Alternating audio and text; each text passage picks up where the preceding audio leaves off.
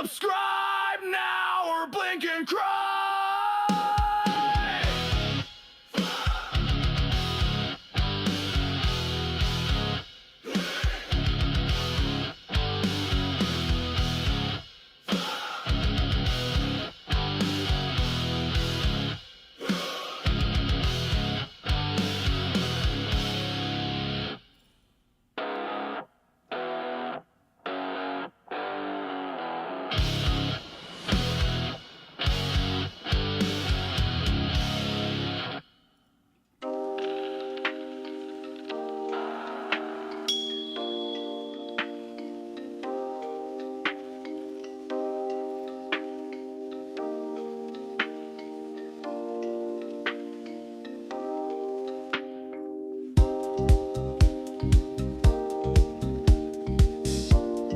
Captain's log. Groovy. Groovy.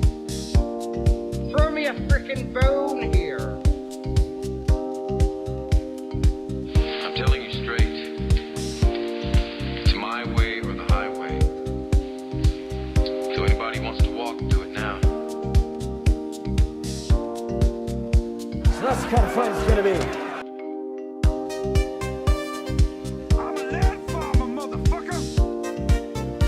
Hail to the king, baby. It's good to be the king. Let me put it this way, Mr. Raymer. The 9000 series is the most reliable computer ever made. No 9000 computer has ever made a mistake or distorted information. We are all, by any practical definition of the words, foolproof and incapable of error.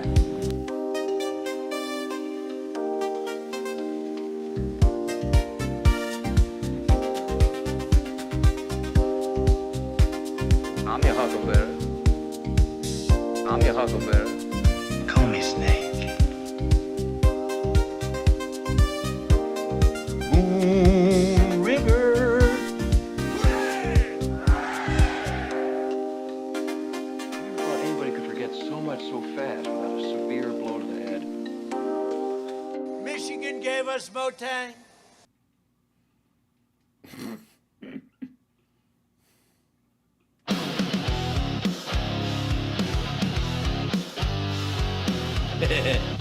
Hit the like, everybody. About to start a show. Is this too happy for you? It's okay.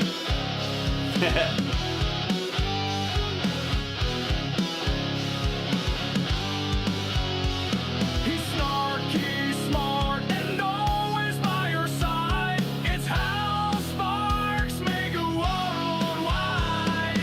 News, laughs, and righteous sass. Kicks fake news right in the Just the facts, man. face.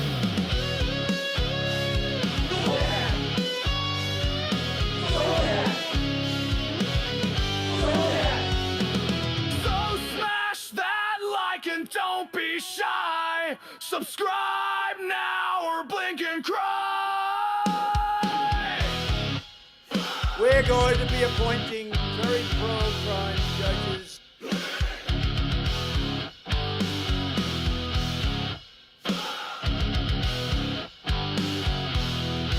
Almost there. Hit the like, everybody. Hey, Cook! Leon's getting larger. Looks like I picked the wrong week to quit amphetamines. And here we are. Welcome to the show, everybody. What's going on? Oh, look, the thing is working. It's over here. The tip jar is finally working again. That's nice. It just decided to show up. That's lovely. How you doing? Welcome to the show. It's Hal Sparks, Megaworldwide. No, I'm not singing that. That's an AI song I just made dicking around. I was actually experimenting on something for the Friday show for a theme, just to make something extra stupid for the for Friday I was like, we should have an AI theme song just to be dicks. And so I went on one of the sites that I've made a couple of silly things before, and I made a see if I can find one of it. Is it this one? Might be this one. Hold on. We'll see if it plays right or if we even hear it. Does it have to download or something? What the heck? Or do I not have the audio in there and I'm just, you're hearing it, but I'm not? Where's this guy? Sometimes it's weird. Oh, maybe it's the Robot Uprising song. Maybe that's the one I want. But I'll download it real quick. Download MP3. Maybe that'll be easier. There we go. And it was this guy. Where are you? Silly thing. Just trying to load it up. I was making these things. Oh, I should bring in the chat room anyways. Hi, guys. Oh, it's going to reload the chat. Apologies. Open up the file. There we go. And then there was a downloads folder, and there it is. And then it was like, let me try to do this as a back end and put it in frames. There we go. So we go to that one, and it was like, there we go. So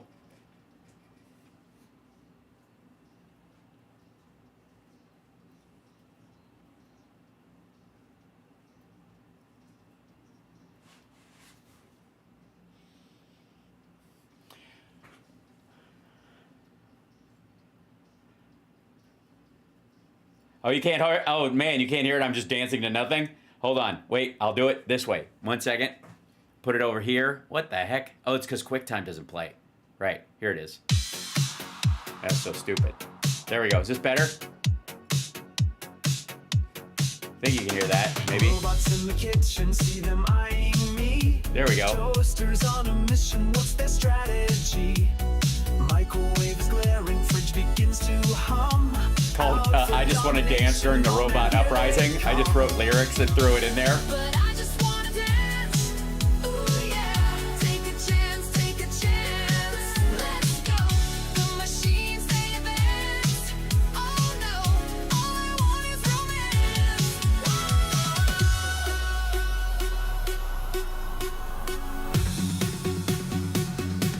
So, anyways, I made a couple of versions of those silly things. And, yeah. And that's an AI song from Suno, which is the site I send everybody to if they want to make something stupid. So I made a couple of those. And so I decided while I was messing around that I would make a stupid jingle for my show, but they all sucked. They were all terrible. Not surprising. They were like goofy. I was trying to get like old 80s style. You know how I have this one? I made the 70s one a while back. This one. The House Sparks radio program, Megaworldwide. Right? So I did that. That's just stupid, right? And so, yeah, the gay song I made that way as well. I also made this song about Trump's diaper, where it's called All Full Now. Dirty diaper, I wear it proud, walking around, no time to bow. Feels so warm against my bum. I'm dropping bombs, having so much fun. Anyways. So anyways, like if I'm gonna write a real parody song myself, I'll do that. I'll like Florida Man. I'll write that myself. But if I'm just trying to whip something out that's stupid temporarily and I don't want to put all the production into it, I'll work on those and try to grind on them until I find one that's close, and then I'll refine it a little bit. And so the gay song, I wrote all the like lines for it and then tried rearranging them. This one.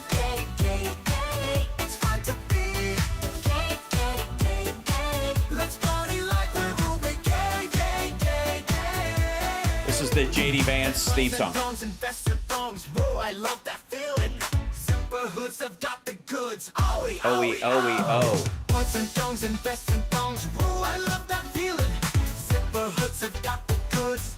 The last line worked out the best. Dooby doo, you know what I want to do. Gay. Boink boink dooby doo. You know what I want to do. Butt stuff. So, all right. So it took me a long.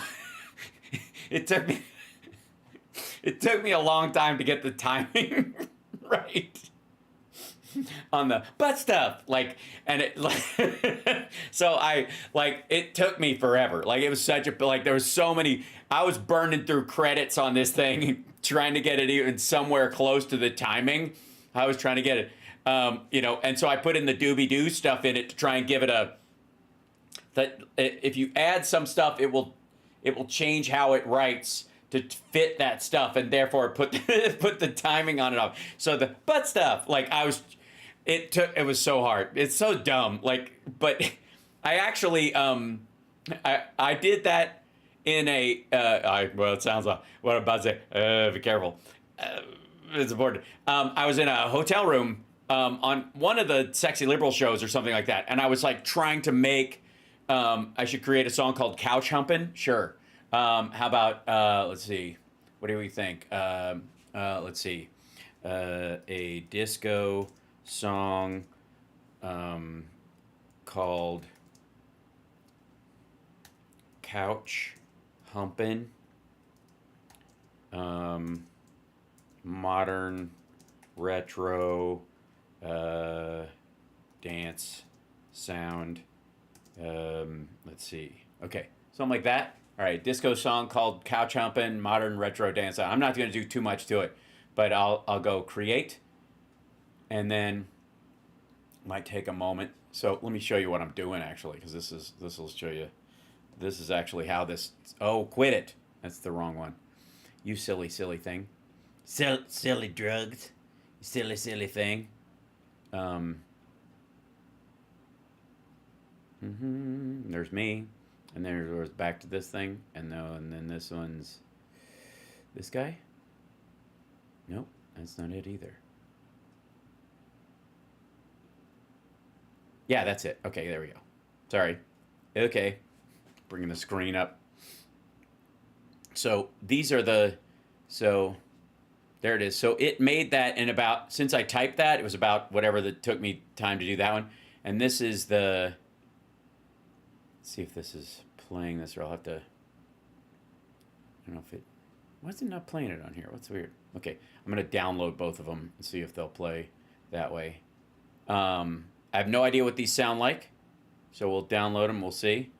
Oh, it's still making them, kind of. So it takes a second for it to do that. We'll go to download MP3, see if it does that, and give it a second.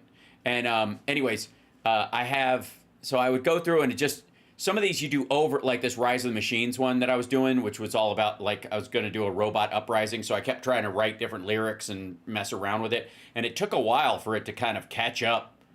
So here's the couch humping. I'll put this over so we can hear it. Be it in here, like.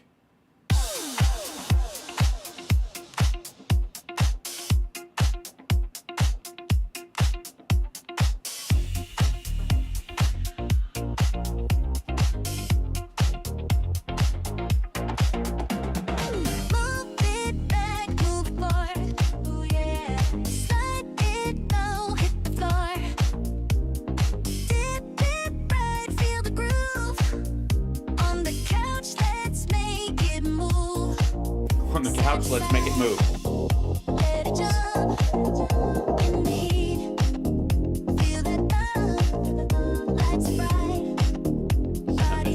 Bump in.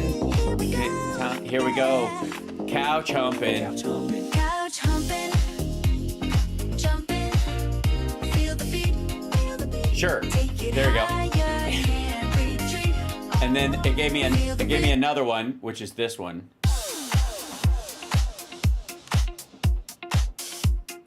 Wait, is that the same one? Hold on, let me make sure this is. Why does it not do that? So go there. Quit. It seems like that was the same one. Hold on. I'm gonna drag this out and put it here. Put it down here, I guess. Yeah, that's the other one it made. This is the other couch humping song by request. DJ Hal Sparks, how you doing? We're partying tonight, ladies and gentlemen, as we do in the Space Lounge. All right, come on now, let's party.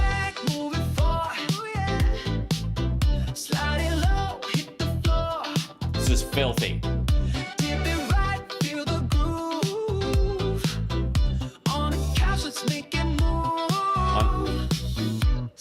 side, let it jump, let it jump. In the heat, feel that thump, feel that thump. Really? Lights are bright, bodies bumping. Here we go, yeah. Couch humping. Jumping, feel the beat, feel the beat. Couch Take it higher, can't retreat. All right, so there you go. So that's it's totally stupid. It's totally dumb. But for the sake of like, really, did I write these? No, I did them with AI just as people asked. Literally, somebody said we should have a song called Couch Humpin'. I just, using Suno, asked it for one, and it made 2. Sounds like cow chumping. Yeah, there is a bit of a language thing with it that's a bit obnoxious, that it doesn't quite get everything. But I only use it for like stupid shit, like one-offs and things like that, you know, or jingles, because I'm not going to spend all my time writing jingles. But so anytime what I'll do is later on, what you do is I'll cue up the couch humping part. And then when we have JD Vance, like, let's see if I can edit this, and I'll bring this in. Jump, let it jump. In the heat, feel that thump, feel that thump. Lights are bright, bodies bumping. Here we go, yeah. Couch humping. Okay, so how about just there, like this part, I think will work. Couch humping. Jumping, feel the beat, feel the beat. Take it higher. All right, so. Couch humping. All right. I'll see if I can get it to the beginning of it a little bit. Hold on. Couch humping. Okay, so I'll take this piece out. Remove selection. Yeah, that'll work. And then I save it like that. And now I just have that piece. Make the whole song, which is stupid. But anytime I want just that piece, I can go. Wait, here it is. Sorry. Jumping, feel the beat, feel the beat. Take it higher. There we go. So I feel like I took too much off the front of that. Edit it again. Let's see. Revert to original. I'll work it out later. Anyways, you get the point. So I can take this, you know, anytime I want, and just make something stupid like that I want, so I can have a. You are watching House Sparks, Megaworldwide. See what I mean? Like, I'm not gonna like get my gear out and work on a song like that. And the idea that I would hire anybody to do it, it would just never happen. So this allows me to just mess around with that shit. So now you know. So that's, if I'm ever just dicking around with those kind of things, that's what I use. So I use Suno. There's a couple of other ones out there. I also, should I show you these? Hold on. I'm making something right now, but I don't want to, let's see, movies. Yeah. So open this guy up. Which one's this one? Yeah. Okay. So there's a couple of these that I am. I'll show you this one quick. Hold on. I'm gonna open these. I'm gonna open a couple things up, and then I'm gonna show you what they look like. Give me 1 second. There you go. Put this one here, and then I think this one.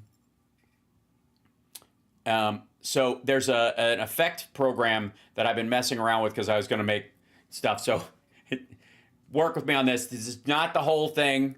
This is just the end of it. So no judgment. Here we go. So this is one. I haven't added any effects to this, but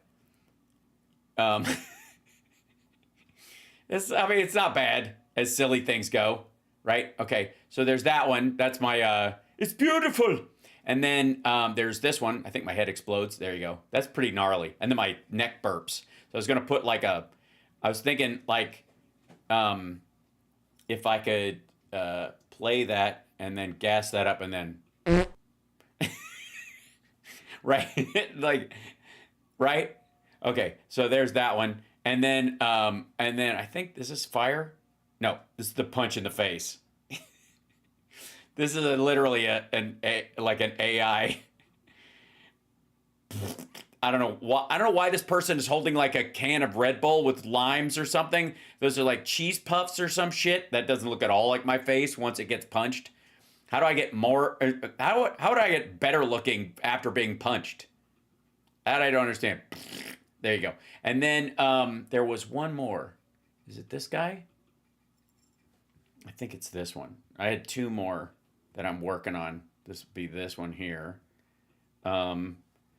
But the idea is, yeah, that one wasn't bad. That one's pretty cool. So what I do is I'll just add those on to the tail end of something that I'm editing. Because one of the things, you can only do like 5-10 seconds of these things. So I'm like, just film a little moment and then end it with something, you know, like throw that onto the tail end of it. Is that it? Yeah, okay. So that's me. That's me playing with AI. I'm saving those up to show Rob on Friday. This one looks really good though. This like this like melting one. It's beautiful. Right? Not bad. Not bad. And then I think I can like extend the end of this. Yeah, the fire one's Ghost Rider, but this one's gross. I just like this one a lot. The head exploding is pretty good. It'd be a good Scanners joke, I think.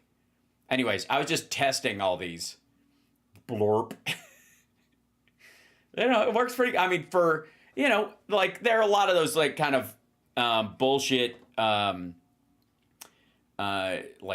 spoofy AI things, whatever, that you can make, and you know, they're not that great. Right? Or like filters, you know, like the stuff and that's how I'm trying to remake Ficus, by the way. So we're bringing him back. I just have to, I'm using AI to do it, and it's a toot pull. That's all I'm saying. Sir, respectfully, you are a dork, and I love it. Yes, I am. I am absolutely a dork.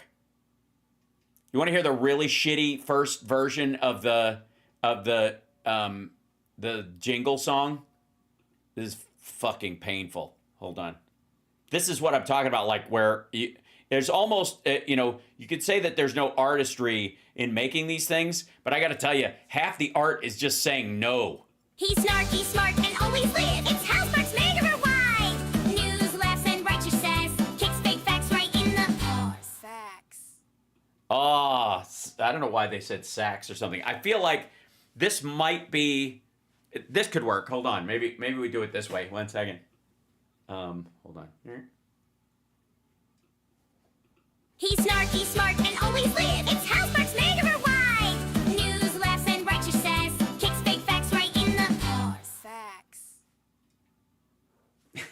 Right? Something like that. So I'll work it out. It's totally stupid. But that's what I was saying. Like the first thing that makes most of the time is just ass.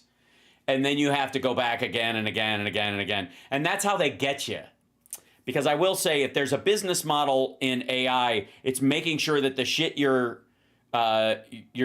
doing takes a bunch of tries, because you spend your credits or your money, attempting to do that stuff. So there is a monetary, and this hey, we might have at some point there might be I don't know if it would be a class action lawsuit or just somebody going, hey, what the fuck, by themselves. But there might be something to, there is an incentive for AI companies to not make their stuff work very well. So you keep trying because you just assume it's going to take more tries. So you don't get mad about it. And you spend your money trying to make it finally get what you want when it really could get there a lot quicker. Right? Is this Monday? Yeah, I'm sorry. Okay. That people were just asking where this theme song came from. And I was like, all right, I'll make something stupid. And I like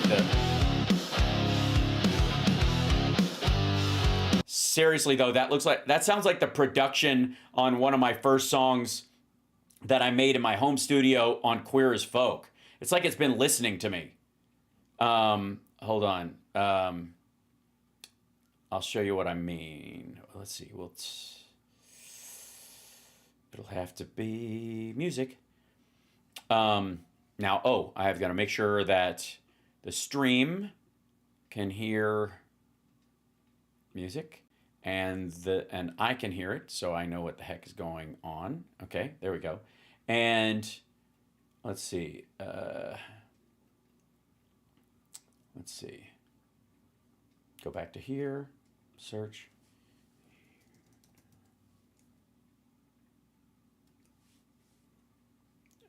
Okay, let's see.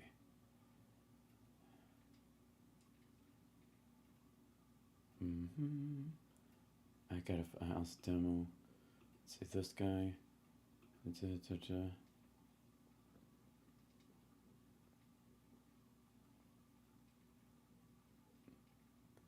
Where would it be? Let's see. What is in here?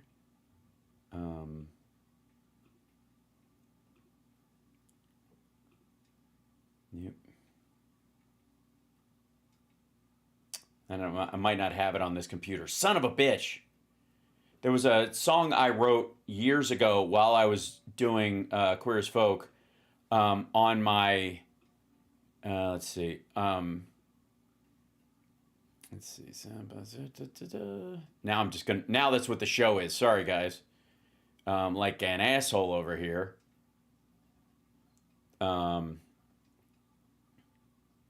Waiting for the hard drive to wake up. All right.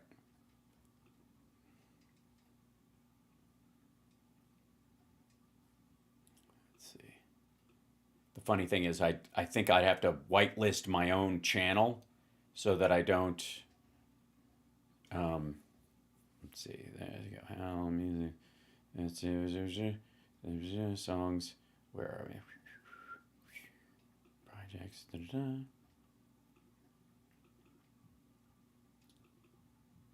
Nope. Okay. Looking through stuff. One moment.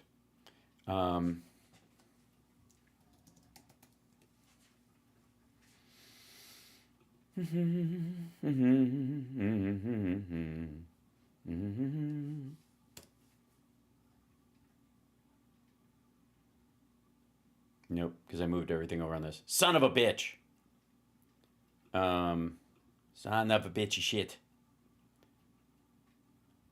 All right, never mind. I'm not going to be able to dig it up in this period of time. But it's but the sound is very similar. That's all I'm saying.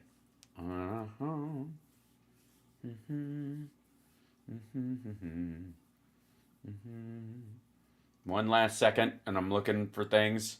Hold on. No. Nope. I moved everything over. Let's see. How music videos. Nope. There one. Rockin' audio. This is me. Yeah, and other songs I can't play unless I'm online. Okay, sorry, brat. My bad. I swear it was in my demos folder, but that's not on this computer. It's on the other hard drive. Don't. Such a pit. I apologize. I'm wasting everyone's time. We have so much to cover, and we got off on this tangent because I'm being silly, which is fine. Being silly is fine. I'm just saying. Don't fear being silly. Hit the like if it's okay for me to be silly on occasion. There's the... I'll put all those in there, yeah.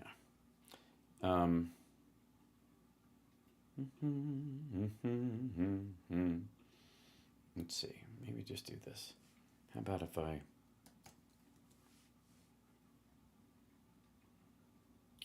Okay, it should be on all the stuff. Songs, search, yeah,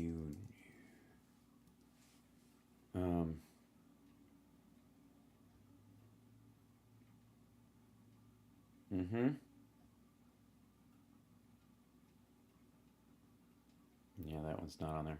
Dope.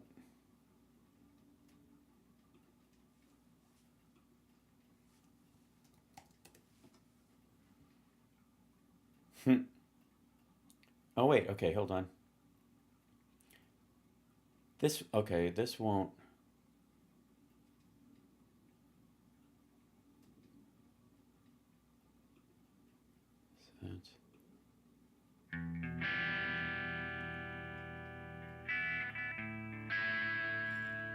Is that playing through? I recorded this when in my apartment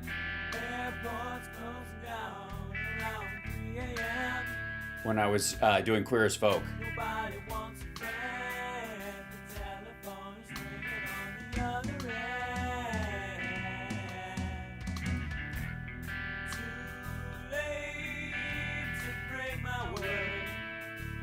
Just using what I had, you know.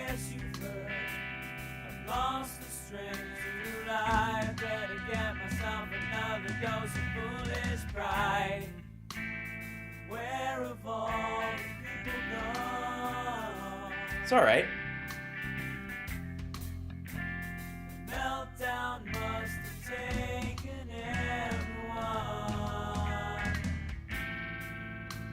I know someone's out there. Let's see if that's it. So tough on days like these. You wonder if you'll ever be happy again. Need a reminder that it won't always be this way. I haven't heard this in years. In the mirror, talking to myself, I always say, don't turn it all away. It's just a rainy day. But welcome to leave when you get up off your knees. If you wanna see the light, you gotta make it through the night. But everything you please when you get up off your knees. When I recorded this, I couldn't sing really loud in my apartment, so these all sound very hesitant to me because I was in, you know, I didn't want to make a lot of noise and annoy my neighbors. How do I stop the walls from closing in? I can't remember how to win. I did it once or twice before tonight. I can't remember, does it start or do I begin? And where have all the people gone? I know I'm not the only one. With pieces of a cardboard crown, I bid the bait. Hey, we all fall down. Don't turn it all away. It's just a rainy day. Oh, I'm definitely reminiscing, Selma. When you get up off your knees. This is not the song I was looking for, but I think I need to re-record this one. I like it. Gotta make it through the night. But everything you please when you get up off your knees. I won't lay down and die without a reason why. With everything I believe, I'm gonna get up off my knees.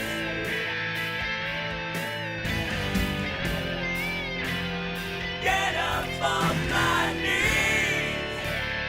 Yeah, I wrote this one. This one's something I wrote top to bottom. Played everything, hammered the drums on my little keyboard. Digga digga digga digga digga. Ba do be do ba boo. Yeah.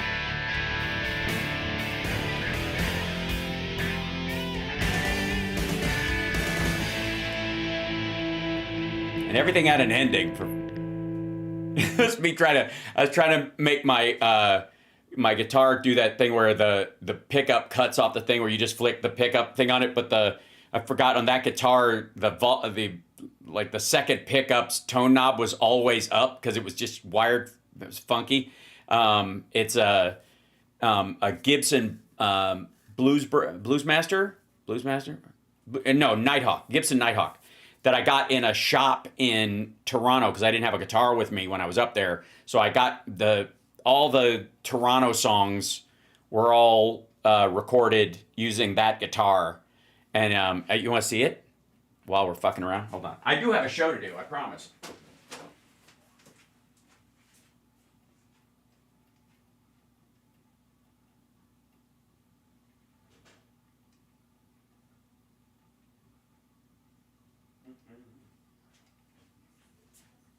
They were all recorded on this guy, and usually on this is a Gibson Nighthawk. They don't really make these anymore. I found it really cheap in this shop, and it was like on King and Bathurst, or no, Queen and Bathurst. I was a King and Bathurst, and so it was up the street, and I was like, this will be a good utility guitar around, you know, right? And so this is the show. Actually, this is the real show. But anyway, so.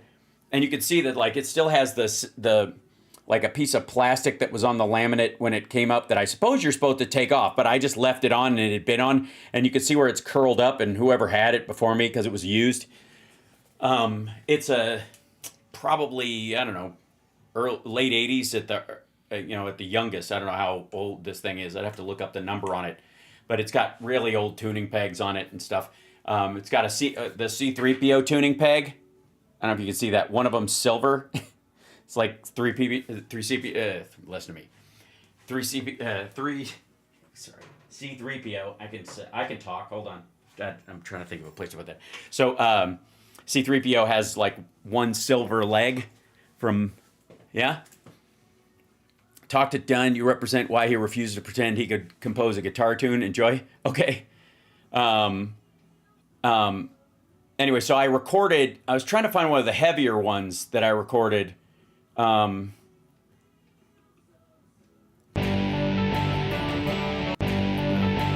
see, hold on. That was the one we just heard. Hold on.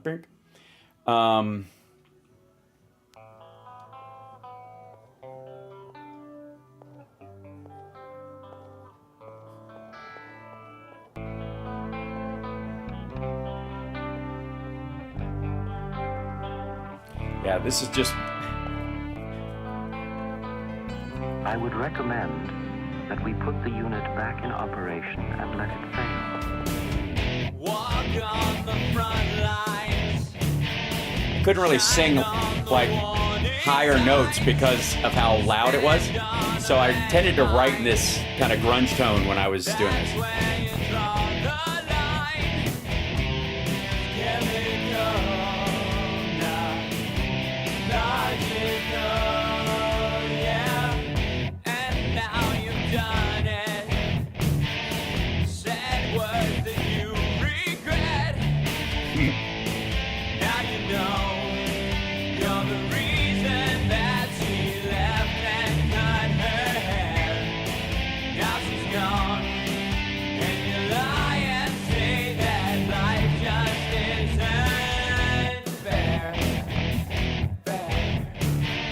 A song called Fair. Yeah. I like the chorus of that one, which is now you've done it, you're the reason she's gone and cut her hair. And as she's leaving, you'll lie and say that life just isn't fair. Yeah. Where the hell is the fucking thing? Oh, I found it. Oh my God, is it in there? There was no space in it. Ah. Hold on, wait. Where are you? Scroll down here. What are you doing? There you go.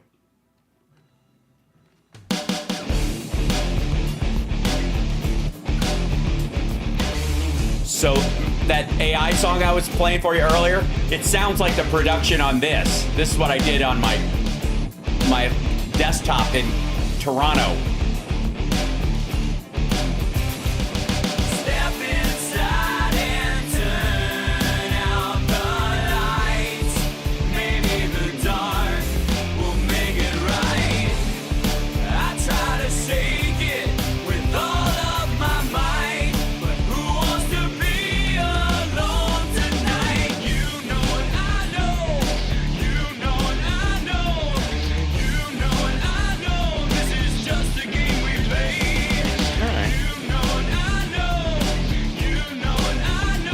Stereo. Oh yeah.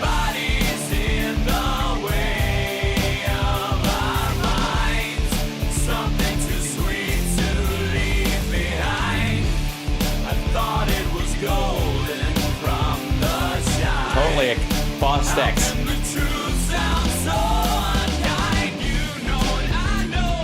There we go.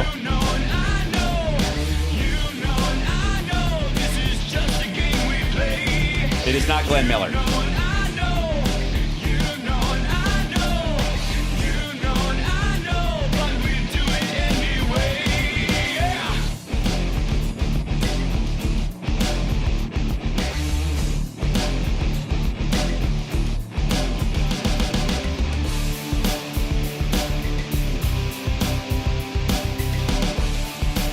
Tick, tick.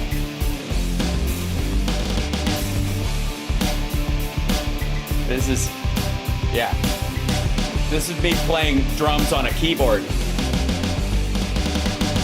can tell it. Like I couldn't quantize at that point.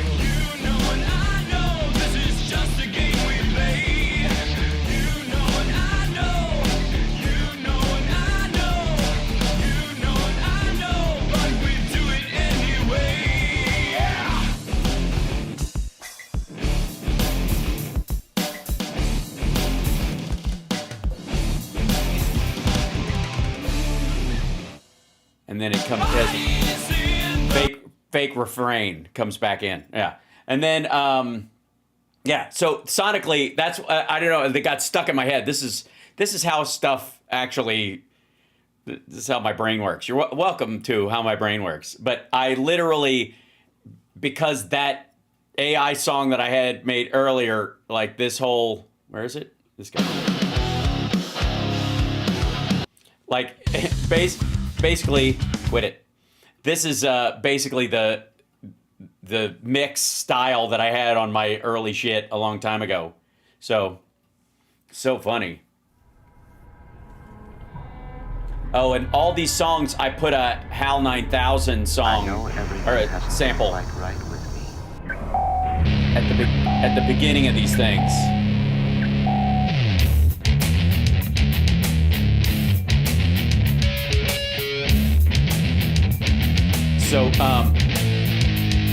So the do I have any material? I have a whole album.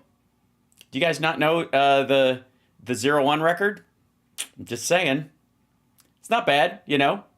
There are a couple of songs I should have stuck to my guns on and recorded like I wanted them recorded. I got talked into like speeding one of them up, and I was like, no, I should have left it the tempo it was. It still digs at me. But you know, you get over it. That's right. Yeah. I'm glad you guys are digging it. It's just, you know, it's not your regular show right now. All right, I'll get to the stuff we're gonna do, but last thing, hold on, is this guy. And here's okay. So here's the first song I ever recorded myself and this was on a Fostex X26.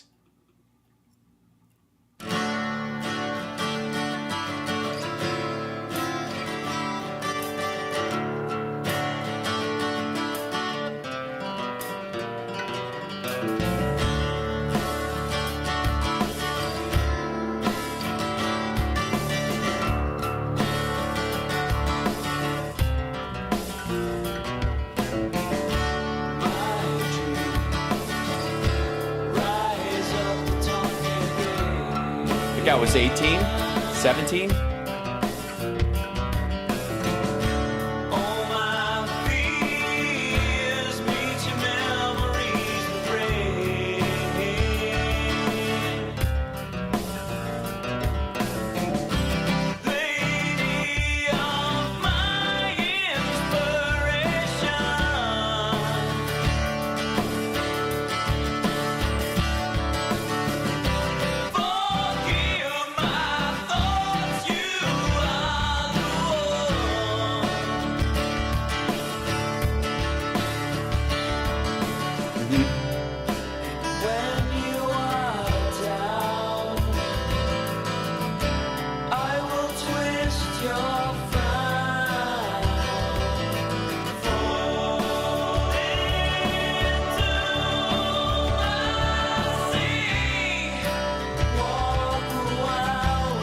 Play.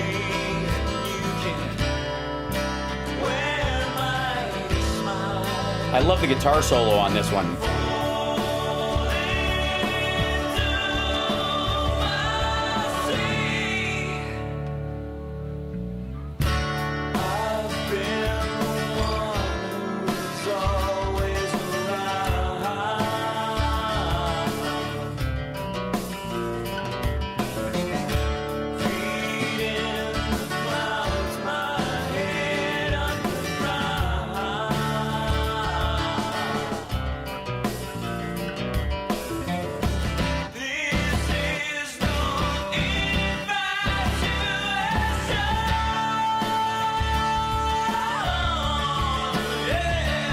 this I recorded at the house.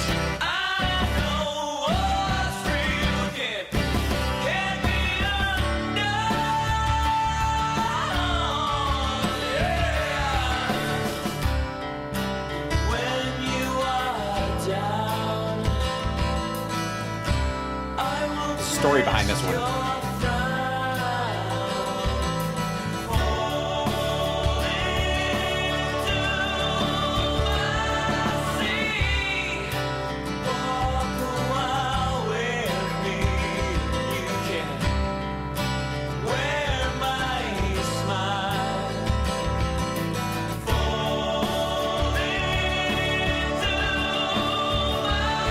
Solo.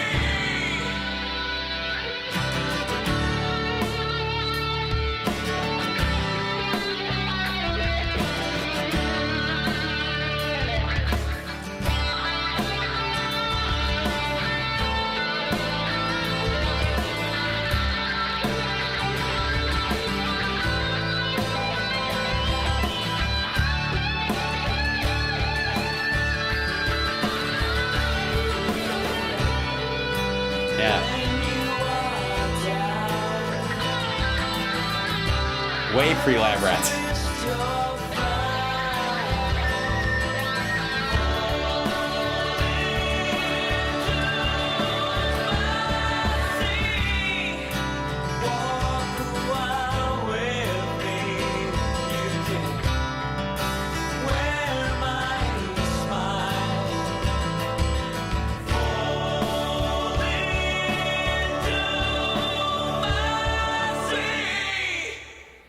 So that one, okay, so that song's called C, S-E-A, and I wrote it with like S period, E period, A period. And the reason was, yeah, it's me on everything. I played bass, guitar, acoustic, electric. I programmed the drums on a little drum machine, this Fostic, I recorded on a Fostic X26, and I had to bounce tracks like 7 times. It was nuts. And I have other tapes of it, of like in earlier versions, because I kept having, like, I bounced all the vocals down to one track, and it was crazy. But my girlfriend in high school, Cindy, who I had a huge crush on, I forget, I don't like how it came about, but one of my friends said I should send her, make a mixtape for her and call it C, and just write S-E-A. And what it means is shameless emotional appeal. So S-E-A, like, fall into my C, fall into my shameless emotional appeal. Like, that's, and I was like, that literally, using that phrase, C to mean shameless emotional appeal. Like, I'd never heard that before. And so the song just went, puh, like it just popped into my head almost completely whole. You have to hear your first set of tapes terrible. Well, that's the thing. That's what they're supposed to be. And I have to say, by the way, it sounded really profound to you. It absolutely did. It sounded, honest to God, the reason it was appropriate was because it was embarrassing. That the feeling of expressing myself at that point you were bearing yourself, and so therefore it was embarrassing. And so I was like, well, if it's that, it's got to be that. If you're willing to walk that, if you're going to walk up to the bell, ring the bell. So I was like, all right, I'm just going to make this song that's a shameless emotional appeal. So there you go. And then that's the show for tonight. I'm kidding. All right, that was the first hour of the show. Holy smokes. So overall, and that I have to say, and I wrote a song called SOS. It's on it's on the 01 record, word 0 and the number 1. And that song, which I was very proud of, the chorus of that song popped into my head while I was in the shower. What happened with Cindy? She was too tall for me. Her parents wouldn't let me date her officially because they were breeding up, apparently, and I would interfere with their plans to make a race of giant humans. So, unrequited teenage love being what it is. But one of the greatest loves of my life, and a wonderful woman. So, you know, a great person. So, but that's true though. She was always dating like these guys who were on the hockey team and that kind of stuff. And Cindy's 6'2". I mean, I never had any problems. You know what I'm saying? But yeah, so.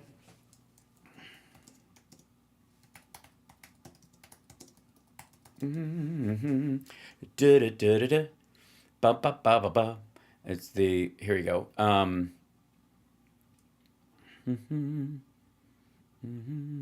See if this comes in here. Yeah, so in case you're ever looking for it, this is what the album cover looks like. And my my buddy Robert Hall, who passed away, who we miss dearly all the time, is responsible for me getting off my ass and learning how to sing and play at the same time, because I could play and I could sing, but I could never do both. And he was like, "Yes, you can," and I was like, "No, I can't." And he was like, "You have to," and I was like, "What do you mean?" He goes, "I already booked the rehearsal studio on Monday." It was Friday. I was like, "Dude, you don't understand. I can't sing and play these things." And he goes, "Yeah, you can. Just do it." And I'm like, "Kah-dah." And I grinded all weekend, and it drove me crazy. And then I went to bed on Sunday night. I could not play and sing. I woke up Monday morning and I could play and sing. It was the weirdest thing. And it was like learning stick shift. Now, there's still some songs that takes work that you've got to learn and stuff. But yeah, singing and playing, being what they are, it was a lot. So if you're ever looking for it, that's what the album cover looks like. So now you know. And there's also, I mean, there's a couple other pieces too. We've got Steel, String, and Bone, and then the song Strange, which, let's see if I can open up this guy. Shoe and iTunes, there you go. Strange. This is a song like that 01 closes with. And yeah, that album is out, and this song is out. This is a single. I recorded this for a movie that I did that never came out, and they were like, "We need a song in this movie." And I was like, "When?" And they were like, "Tomorrow." And I was like, "Okay, how long and what kind?" And they're just like, "Rock song, I don't know, 4 minutes, something like that." And I was like, "Oh shit." And so this version's 3 minutes and 9 seconds long. But I went into the studio and I recorded this song. That I wrote it that night. Yeah, I can't play it or I'll get a copyright strike on my own station, because I'm not whitelisted on here. But check it out. And I wrote that one in an evening. Doug Pinnick played bass on it, on the first version of it, which is lovely, from King's X. And yeah, I literally had to whip that thing out in a couple hours, and it's one of the better songs I've ever written. I'm very proud of it. So, and it's really fun live. So, isn't that how it is? Isn't that how you always hear? So, anyways, so there you go. This is yeah. And oh, by the way, if you want, you can listen to it on my website at halsparks.com, because it's actually in there. So there's the version of it. If you want to listen to it, you can buy it too, but you can just listen to it there if you want to. So, you know, we're getting to the hour mark, so we should just start the real show. Should we do that now? Because while we're having too much fun, because I got to say, there's a lot of goofy shit. Can't play your own music. No, that's the thing, Coretta. It's very strange. So hang on to your horses. Here we go. It's a rough transition. Yes, and God bless Joe Biden and all the health in the world, and I feel like he'll be fine. And it's whatever. What are you going to make new music? I have been making new music. It's just a matter of getting it recorded. I've been writing for a while now. So, so here we go. This is, well, I mean, thanks. I tried, Georgiana. So, here, and now I feel almost bad going to this.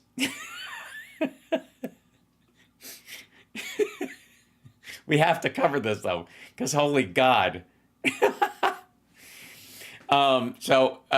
Yeah. Oof. So, these assholes, Bongholio and Cash Patel,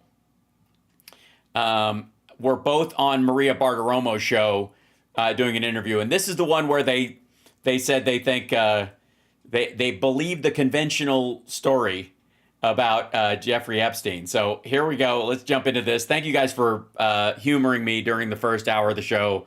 I really do like, that's lovely. And it was nice. I got to say, it was nice listening to some of those songs. Like while I'm doing a Midwestern goodbye on all this kind of shit. I was just asked to join a Queer as Folk reunion on June 12th in LA for Pride. They're gonna screen an episode of the show, and then there's gonna be a Q&A and that kind of stuff, which will be really nice. I posted it on my Blue Sky. I will, as they give me, they're gonna send me graphics and all. It just happens. They're gonna send me all the information and the promo stuff but I'm doing that for Pride Month. And so far it's me and Scott and Michelle and Ron and Dan and who else? Peter Page. So yeah. Georgina, you have a question? Please answer. Okay. If I don't see it go by, somebody tell me what it is. But go ahead. Why is there cross eyes? You would see this jerk. Yeah. So, what do you think of the remake? No comment. I think people should be able to do whatever art they seek to do. There it is. That's my politically correct answer. I don't know that it's live streaming, but I wouldn't be surprised. So I will ask. This just happened. They just asked me to do this. Okay. It's live. It's there. But yeah, I'm in no position to criticize. I think I could be, It's a recreation of a character you made, sort of. You know what I mean? That would be the thing. I don't care, though. So there you go.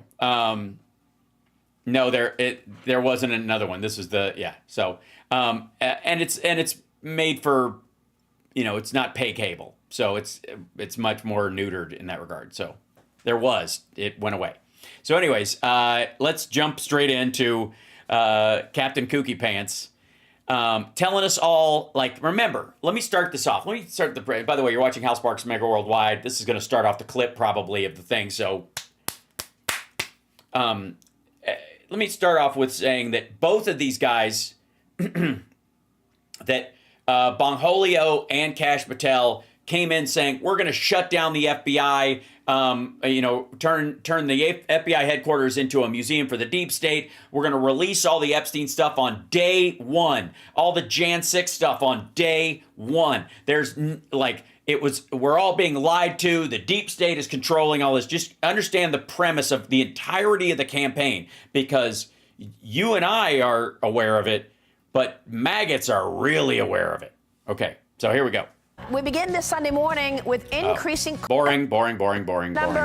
Silly, boring, stupid, boring, stupid. Nobody cares. Of the FBI, Kash Patel and Dan Bongino, as well as some of the other important cases that they are working on, including drug and human trafficking cells operating in America today. The event... Of course they are. Of course, never occurred to them to maybe talk to the guy who was friends with the biggest, most well-known human trafficker in the history of the country, Jeffrey Epstein, and all of his modeling world friends. January 6th and Jeffrey Epstein's death.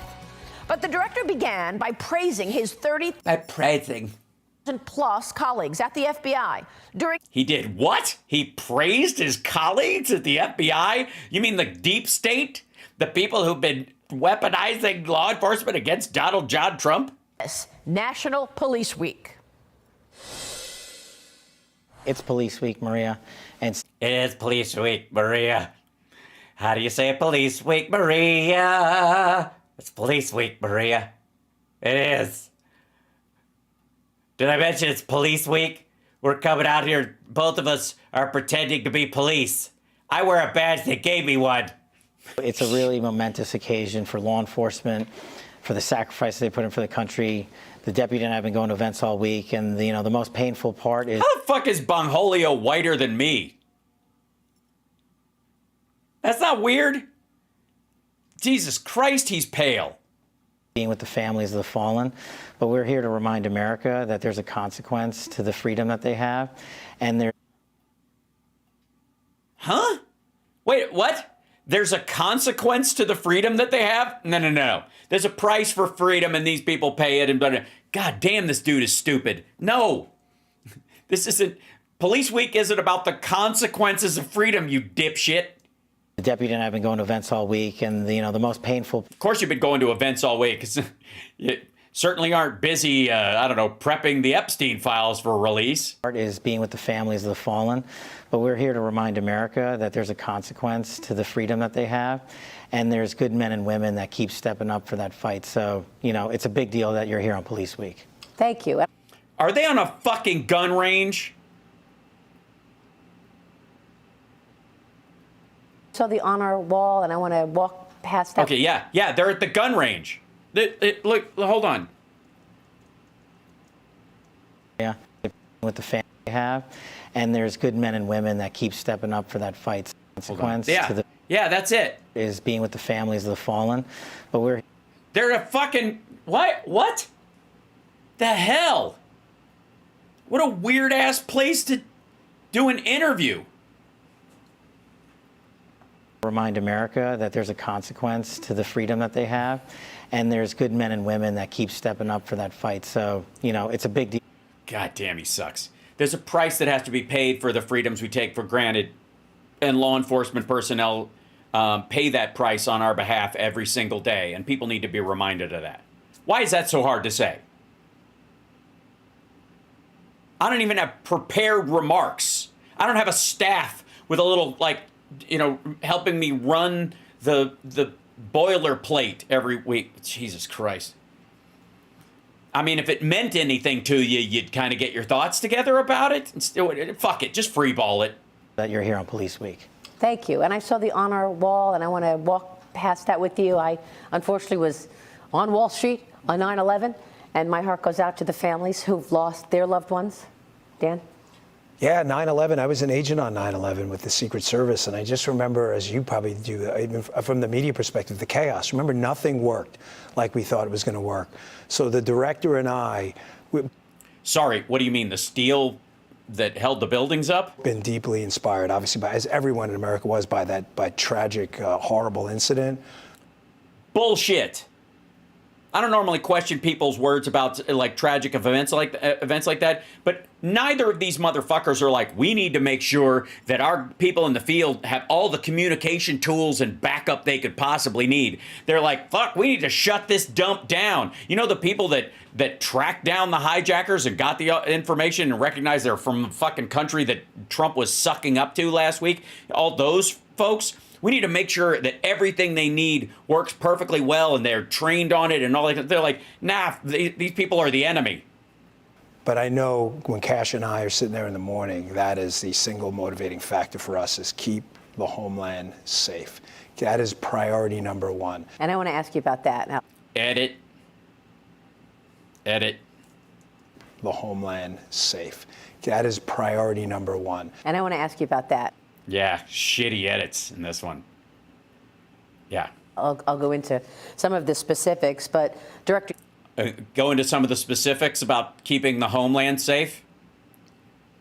Fucking awesome. You've said many times that the FBI has been politicized. Mm-hmm. So what are your plans to rebuild trust in this fine institution and depoliticize the FBI? So we have a multi-part process. First of all, our priorities. Simple. Crush violent crime. Defend the homeland. Rigorous organizational accountability. And the fourth, which leads directly... Sorry, I thought those three things were number one. By the way, you fucking think that FBI agents and FBI heads haven't been talking about this and doing the exact same thing? We're gonna crush it, bro. Fuck, we're gonna crush this. Dude, we're fucking gonna nail it. Like, I'm sorry, what's the difference between you and other FBI leaders that they can be, I don't know, statesmen while they're doing their job and talk like a fucking adult, and you're using douche bro language? That's the big change? Question aggressive constitutional oversight with Congress. The way we rebuild trust is we already have the men and women here in the rank and file that signed up to be cops, that signed up to be intel analysts, that signed up to be special support staff, that want to do the work. That's why we're sending them into the field. We can talk about that later. Well, Well, okay. Also, why would you send intel people into the field? What field could they possibly go into? Need America to know is that this place was politicized, and Congress has rightfully requested the documents from Crossfire Hurricane to January 6th to the Richmond Catholic Memo and so much more. But now, yes, the Epstein file. No, you know what? Don't bring those up. That's right. Americans are reading for themselves the documentation where a very select few leaders in the former FBI decided to politicize it. We don't need me and the deputy telling you it's politicized. We want the American people to read it, and now they are. And I know I lived with. Oh, fuck off. This is just lazy. It's stupid. That's like saying it's like talking shit about J. Edgar Hoover in the past tense. Like, most of this is decades old or a complete misunderstanding. And by the way, Crossfire Hurricane, it was an undercover thing to figure out the trade of guns that were coming from the United States into Mexico and ending up in the hands of cartels. Not just like AR-15s and rifles and sniper rifles and shit like that, but machine guns from military bases. And so the process of doing that, I got news for you. In an undercover operation, contraband gets bought and sold so you know where the fuck it goes. Let me explain this to these dipshits. Let's say you have a specialty rifle and you don't want it to get out there, so you put a tracking chip inside it, right? That is undetectable because of the rest of it, whatever, and you mount it in there, and then you take the firing pin, which is specialized, out of it, so it doesn't fucking work. The person that chose it can fire it once, but then they'll take out this little piece, and then it doesn't work ever again. And then you sell that thing, and then you follow its little tracking signal everywhere it goes, so you know where all the stuff is traded, where it's stored, all that kind of stuff. Okay, that's the simplest version of it. All of these things require undercover work, require subterfuge, and this idea that like the FBI and the marshals and the police have to just like walk around in a giant big blue "I'm a cop" outfit. You know what everybody needs to do? If you guys watched the Chicago Code, they only did one season of it. Jason Clarke was on it, and Jennifer Beals. It's fucking great. And the undercover element of that storyline is really well done. Like the guy who's undercover and like how far they feel like he can go and when he's in danger and when he doesn't, you know, when he's in the dark and can't communicate. That kind of stuff, like is crucial, and it's really well done. It's well, I don't know if anybody's seen that show, but yeah. For you, I watched it with you and Devin Nunes when you were truth tellers on all of this, and you were as well, Dan, throughout the Russia collusion story and the rest. Look, I can speak to the folks that were in our seats, our predecessors, and they intentionally failed the American public by putting on the biggest DC deception game we've ever seen. They said the FBI was the most storied institution for law enforcement. Yeah, but they can only investigate what the DOJ allows them to, and Bill Barr guaranteed that they could not look into the finances of Trump, and therefore motive means an opportunity, the motive being largely financial. If you can't look into the motive, then you cannot carry a case forward. It doesn't mean there wasn't collusion. There absolutely was. It doesn't mean that they weren't, having all these backdoor conversations and playing footsie with the Russians the entire time throughout the campaign and in Trump's businesses, because they abso-fucking-lutely were. This idea that, and by the way, one of the ways you want to depoliticize all this shit, super fucking easy. Super easy. You want to hear it? You want to know how? Release the grand jury testimony from the Mueller report. All of it. All of it. Go for it, Mr. fucking Transparency. It was. And it will be again very soon. But because it never wasn't, and you guys were just lying, and now you've changed your tune now that you're on the inside. The likes of Comey and McCabe and Strzok and company came in here with the James Bakers of the world and intentionally lied to a federal court only to rig a presidential election by lying to the American public and using taxpayer dollars, likely illegally, to fund this entire operation and then withhold exculpatory. Yeah, they weren't illegally doing anything. You're a silly person. They have free speech rights as well, even if especially if they know something is not breaking through, that they effectively were whistleblowers. Information from a federal court that I used to appear before to manhunt terrorists. That's what broke the FBI. And then when they were caught, they lied about it. When did this fucker manhunt terrorists? it sounds like he's getting thirsty. And you and a few others like Dan and others were brave enough to cover it 6, 7, 8 years ago. And we're still talking about it today because as Congress is working rigorously with us, the Crossfire Hurricane documents are coming fast and hard. Yeah, and it's stupid, and it had nothing to do with Trump, and it's something you've been dragging on about Eric Holder for a long time, and you don't like the idea that gun salesmen in the United States lost a big market with the Mexican cartels.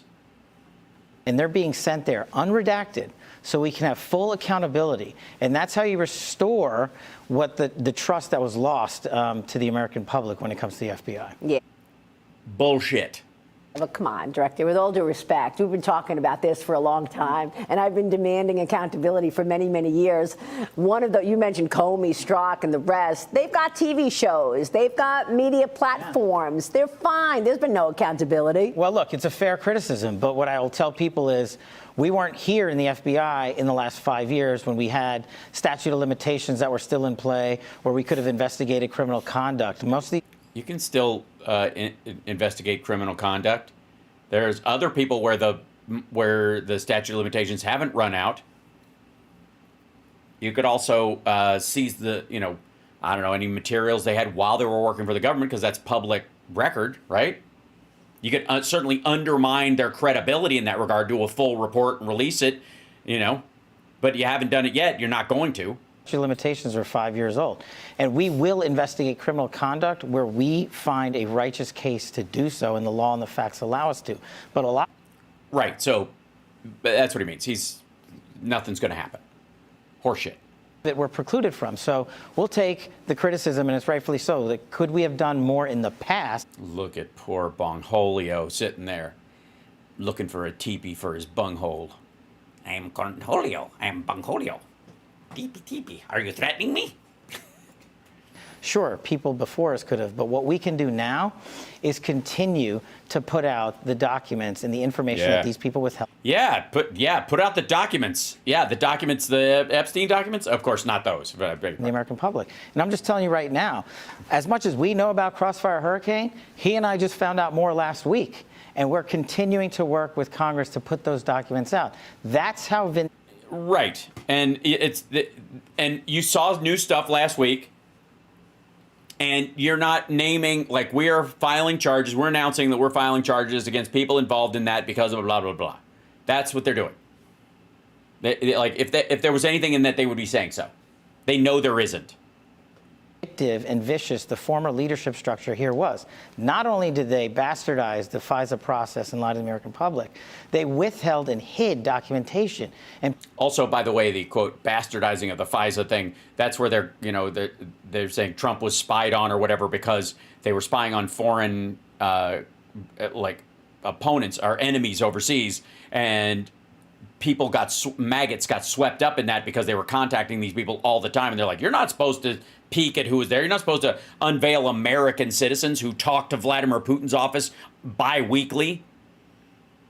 This doesn't look good. The more you reveal on this, honestly, the issue that they have is that they have to selectively release shit or people will recognize there actually is a there, that Trump and his crowd are completely up Putin's ass, and that there was plenty of backdoor money and support coming through Mike Flynn from Turkey, through the Saudis, through the Chinese, and all this stuff that they were screaming to high heaven about Biden was absolutely happening. And so they can't just release everything, because if they released everything, then people go, oh, yeah, I could see why they would think this, because 80% of the evidence points directly at this. And 20% is just noise, not exculpatory. In rooms where people weren't supposed to look. And it's a good thing we're here. See, that's the complaint. They were looking in rooms where they're not supposed to look because of Americans and freedom.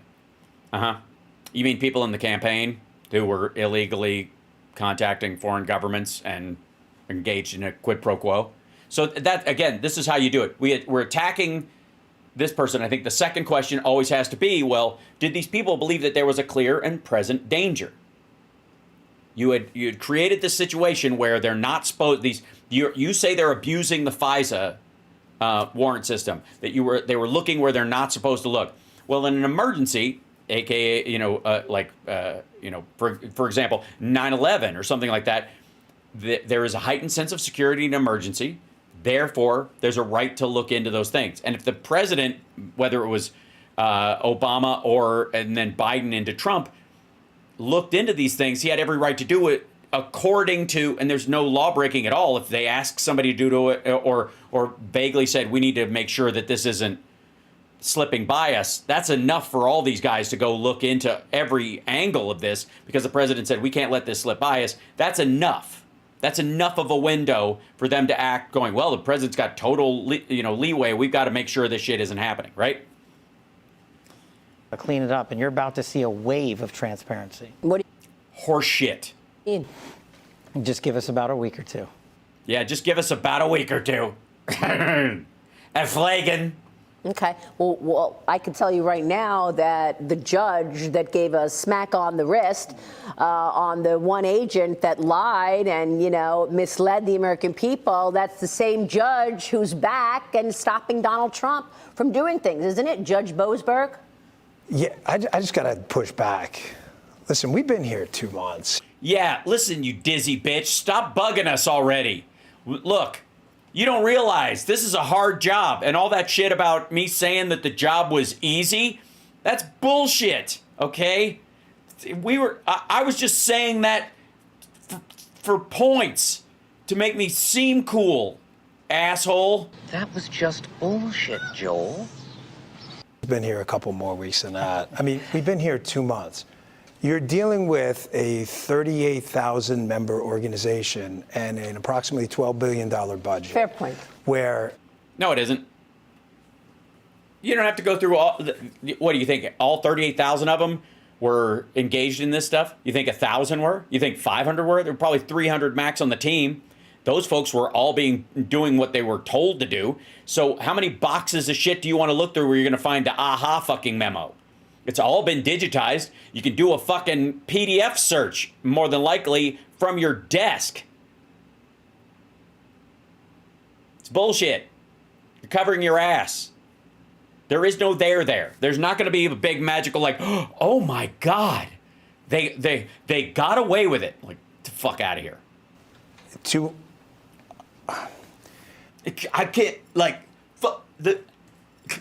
Look, we're going to be as transparent and as accountable as anybody. So just take that to the bank and stop asking for information, okay?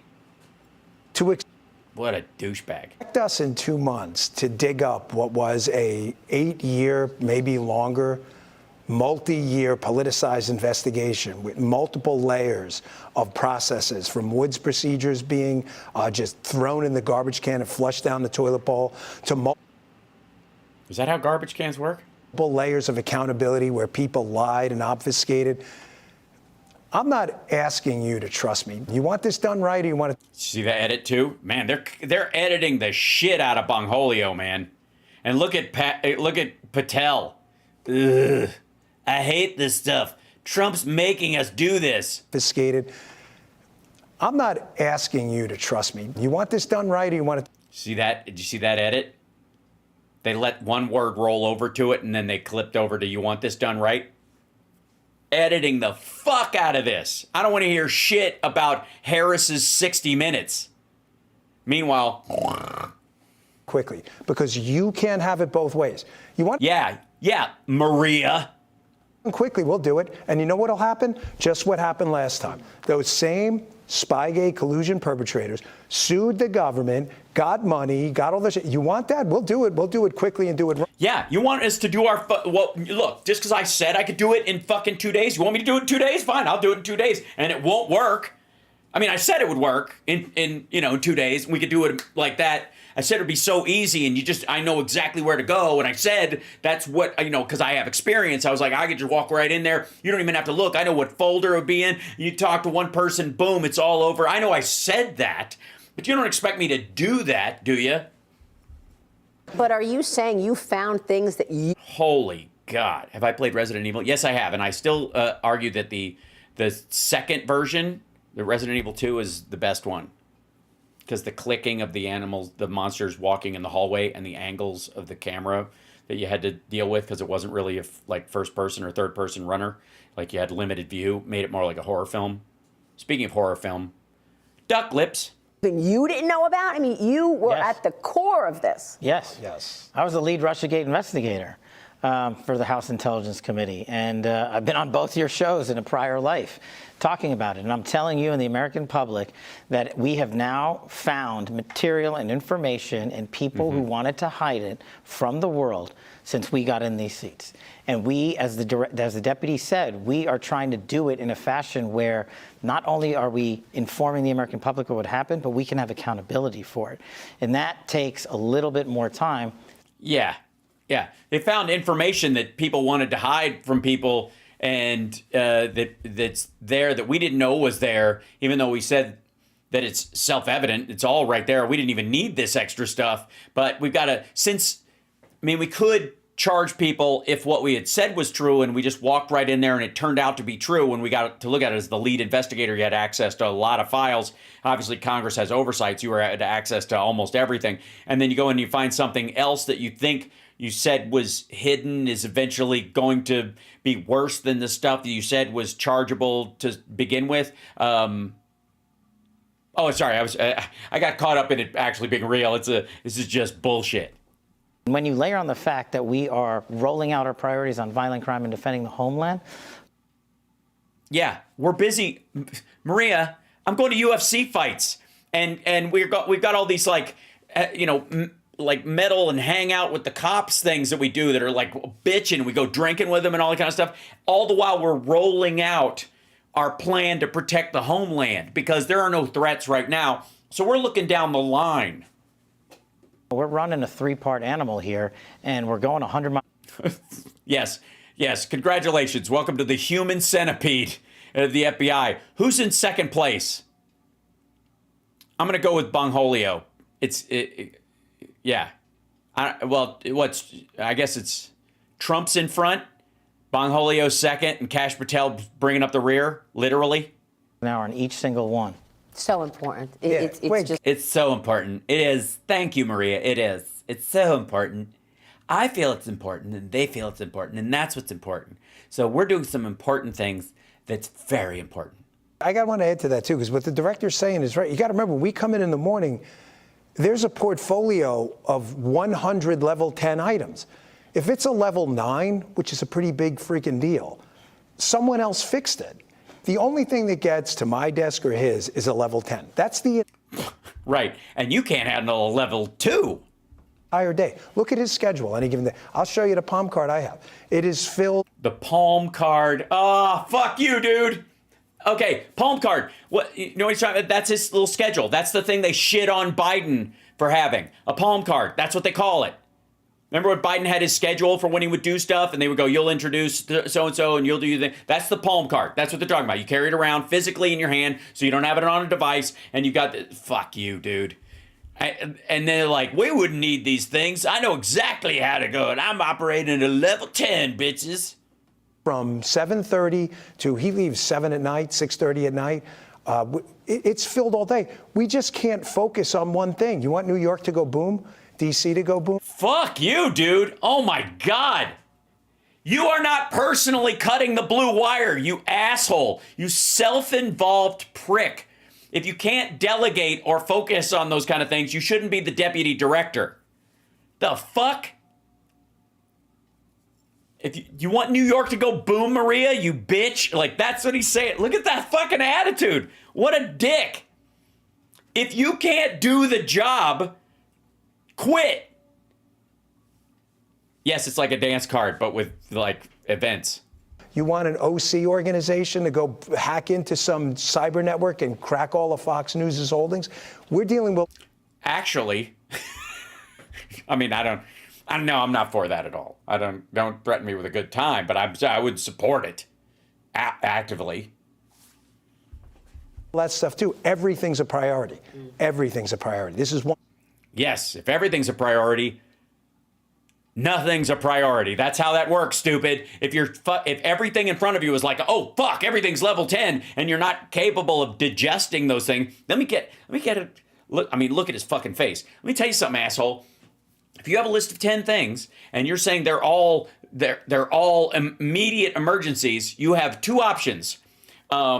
Delegate all of them, or a majority of them to people that can handle them. Like, okay, we need to be on this. So you're in charge of this. Be on this thing. Report back to me by this afternoon, and I want to hear on this, but we need to make major decisions, get our intel people talking on that right now, so if that's crucial and it's happened. This one, you're assigning it to this team.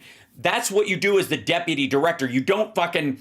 Like, you're not on the phone all day calling field offices, explaining strategy to them. It's just fucking stupid. And if you think that's how it works, you're in the wrong fucking job. Secondly, if you can't delegate those things, your only other option is to shit your pants, because you're not going to be able to do anything useful. And if you're getting mad at Maria Bartiromo for asking you why you're not doing the things that you said would be easy and quick and you would prioritize immediately, as if you didn't know that that's what the fucking FBI heads have to deal with when you're shit-talking these people? When you're talking about Comey and all these other people like they're fucking lazy, anti-Trump assholes, when in reality they did all these things. And they didn't bitch about it. And they ran those investigations and hid things, according to you. So they were doing that and stopping things from going boom. You can't just have people reviewing files? Honestly, what the fuck does this asshole think he's doing? I get in the office and they got all these things about it. They're like these white supremacist groups and the Black Hebrew Israelites and the fucking China, and then there's these hacker groups, and I don't even understand any of that shit. And Elon won't take my call, and I'm like, when am I going to have time to go down in the basement, crack open some fucking file boxes, and start combing through all the printouts of James Comey's text messages? God damn. Quit. What an asshole. Many things were done. It's not an excuse. It's an excuse. It's an excuse. You're excusing yourself. You're saying, excuse me, bitch, I have to do that. That's how he's talking. He's literally like getting mad at Maria Bartiromo for bringing it up. And I got news for you. The weird part is, like, he's all edgy about it. They both are. But the only reason they're doing this is cleanup. Maggots are flipping the fuck out about the Epstein files, about how Kash Patel isn't, tearing the place apart and all this like he said he would, right? And he's talking like a regular FBI guy. He's wearing the fucking badge and playing cosplay and all these things.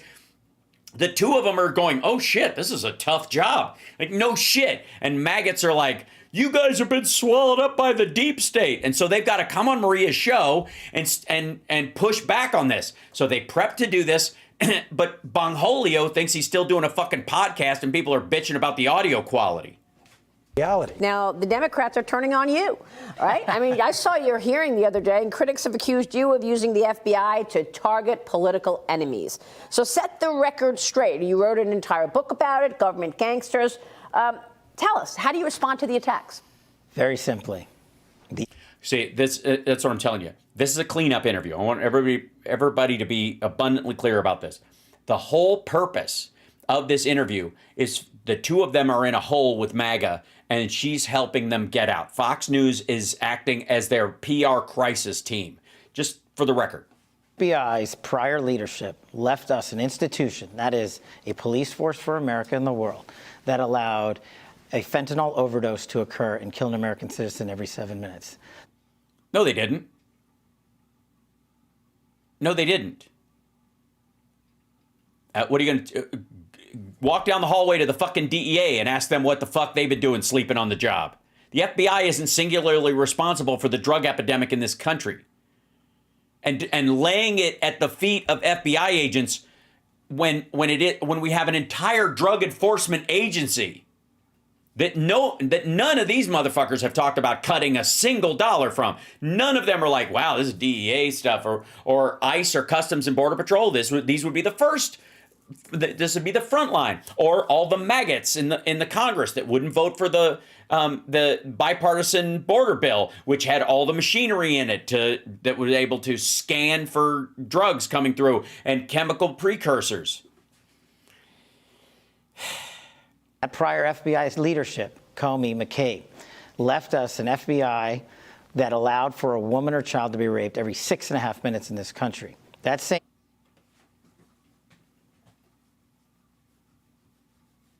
that's what they did. So they allowed.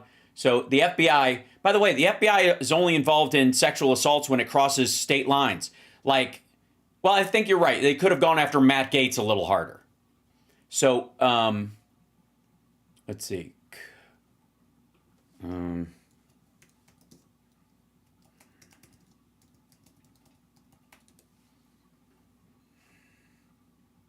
Is this the hold on.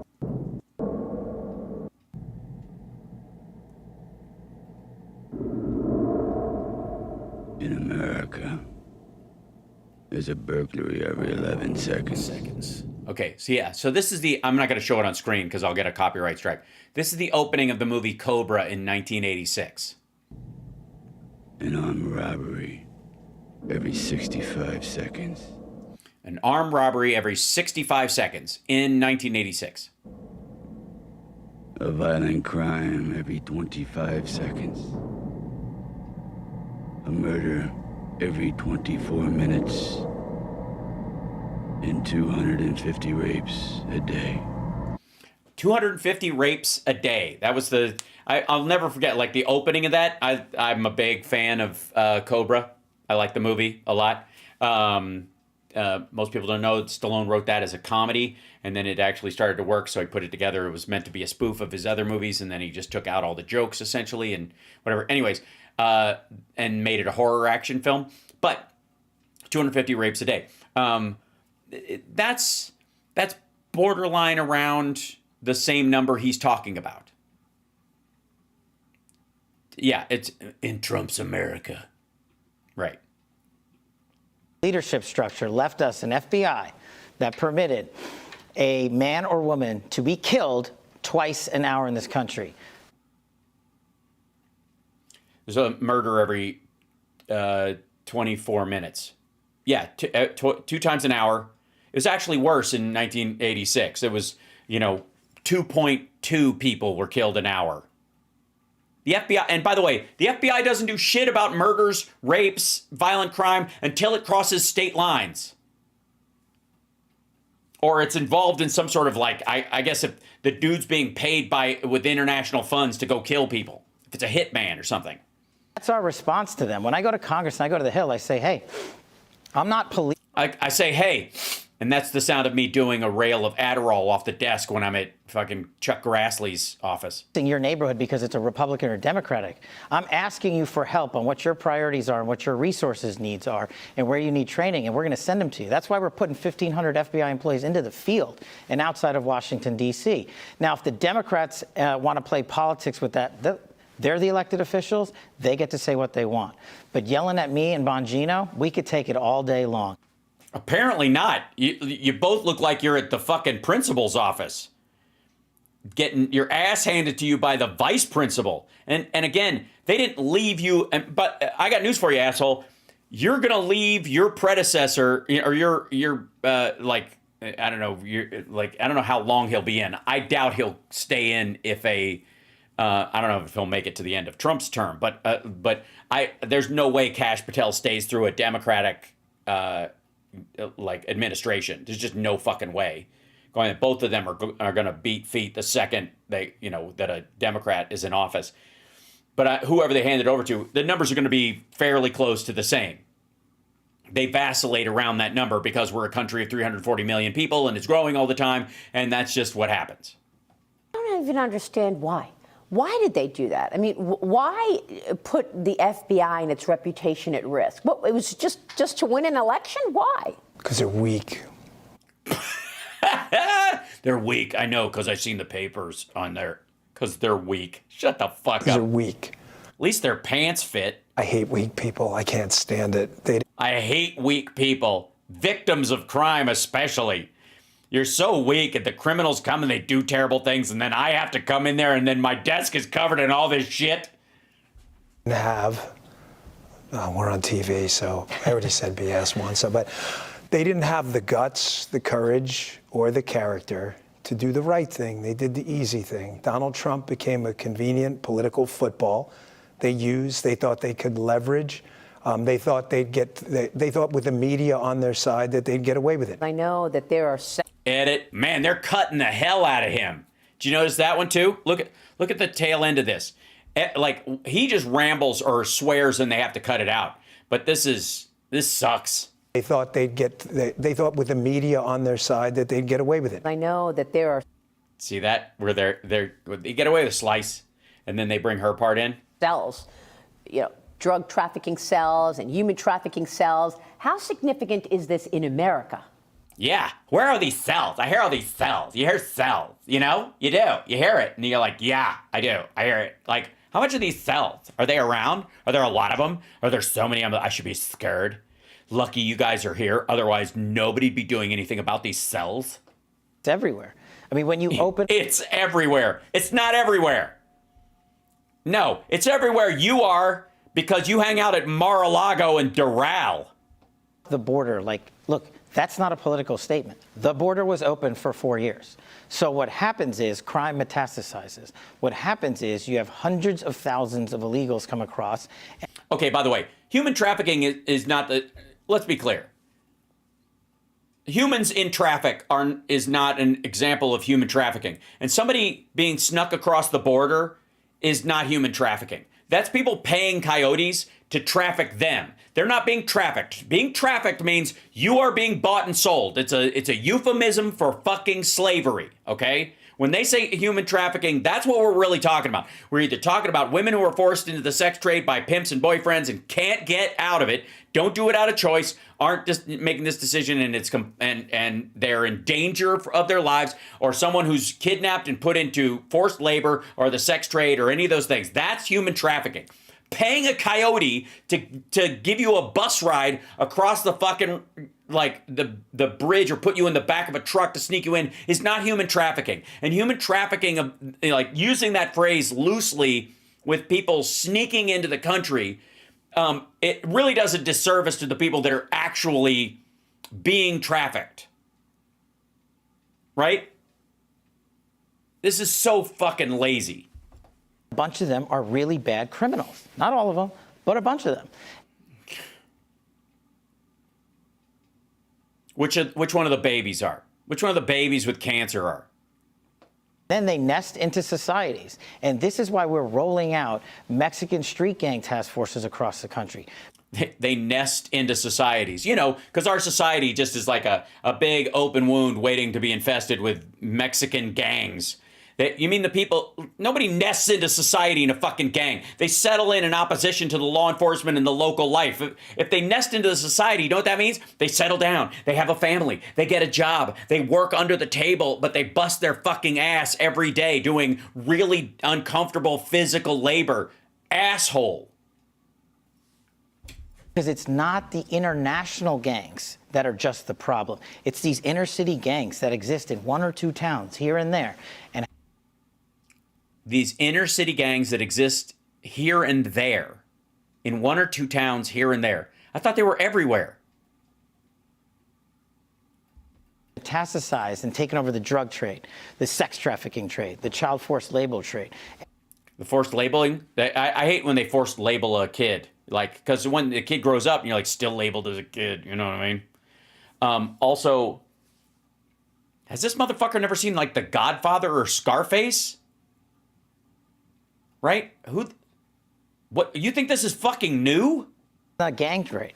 They are all in, and no one has been focusing on them because our cities and our elected leadership has allowed them to live without being policed. But that's... Jesus Christ.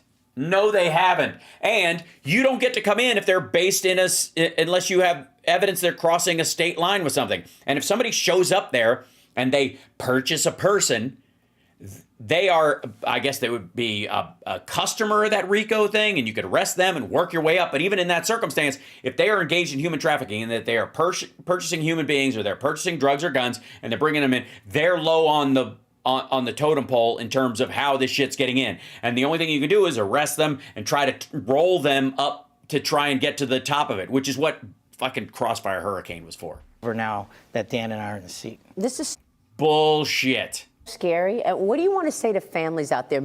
Yeah, something scary about, you know, there's gangs everywhere. They're everywhere. who are afraid for their young girls that they may get taken. I want to put everyone at ease watching this today. Yeah, I have a particular set of skills.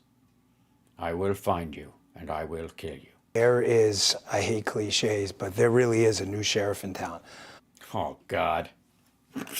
Uh-huh. Yeah. And he's a dipshit who keeps shooting himself in the foot. There's a new sheriff in town, and he's an asshole. So you're going to have to take care of yourselves, ladies and gentlemen. I would argue, talk to your local law enforcement, because we're really screwing the pooch up here. I honestly don't know what the fuck's going on. I got 10 things on my desk. You can't expect me to deal with this fucking shit. Look, if you can't find your fucking kid, what am I supposed to do? Just leave me the shit out of it, Maria. Why do you keep bringing this up? That's what we're here for, dude. Shut up! His name's Donald J. Trump. This administration, in conjunction with General Bondi and our director, Kash Patel, I am in the briefing, Maria, with the five of us, Emil, the PDAG, Todd, the DAG, AG, Kash, and me, every morning over at DOJ. And we have some, they have the extra crispy bacon in the cafeteria, and I yammer on about that for a little while. And then I walk into my office, and there's like 10 things, and they're all top 10 on my desk. And I'm like, what the fuck am I supposed to do? I was like, this isn't what I got in this for. I'm supposed to be able to wear a cool outfit. Now I'm in a suit. What the shit? This is supposed to be macho. I don't feel macho. I feel like I'm in middle management. Attitude every morning, from the president on down, is panic. Sheer, unadulterated panic. How am I supposed to read all this shit? I don't even know who to hand it off to. Who works here besides me? Jeez, have we hired anybody else? Well, we had some people. We had to fire them. Why? He, the President of the United States, wants this FBI to be able to, in 1 month, 6 months, a year, or 2 years, wants to be able to get out in front of the American people and say, your lives are noticeably different. He doesn't want fairy tales, Aesop's fables. He doesn't want any of that stuff. He wants people to be able to touch it and feel it. I don't care if you're in. Yeah, well, I think that violates some laws in some states. I think, like, I don't care what he wants. It's about what the other person wants. Obviously, he has an issue with consent. Maybe you should talk to him about that. I'm fucking with you because you don't care. Stewart, Florida, or Harlem, New York. He wants you to walk outside and say, wow, my neighborhood does look different. Where are another edit. They're fucking tightening up Bongholio everywhere. the biggest cells in the country? And how does... Yeah, where are the biggest cells in the country? Where are they? And I just want to know, because my husband and I are buying some rental properties. And where are the cells? Because I'm worried that we'll buy these things and they'll be like, there's a cell down the street and nobody told us, and we bought that. Are there spotters? Like, how does it work? Are there spotters? How does it work? What's the down on the street? Yes, ladies and gentlemen, we're about to get a lesson in the cold, hard reality of the streets. Kash Patel is going to tell you how these cells work and the intricacies of how to spot them, because they're all wearing Chicago Bulls hats. It's based on a variety of factors. So it totally is. That is true. I've heard that. I totally nailed it. It is based on a variety of factors. If you ask the gang members, if you ever seen one of those like documentaries where some guy manages to talk them into letting them see the inside of the fucking meth lab, and they're like, well, our whole thing is like based on a whole variety of factors.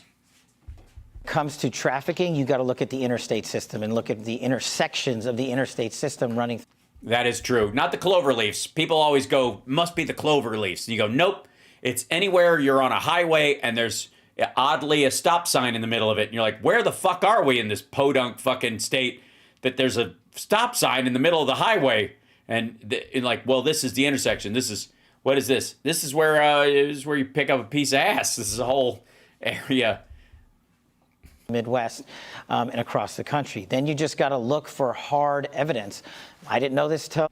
You didn't know you had to look for hard evidence? Hold on. Huh? You got to look for hard evidence. Really? You know, you do? You have to look for it. It's not just there. And across the country. Then you just got to look for hard evidence. I didn't know this till my confirmation process, but Memphis, Tennessee is the homicide capital of America per capita. Right.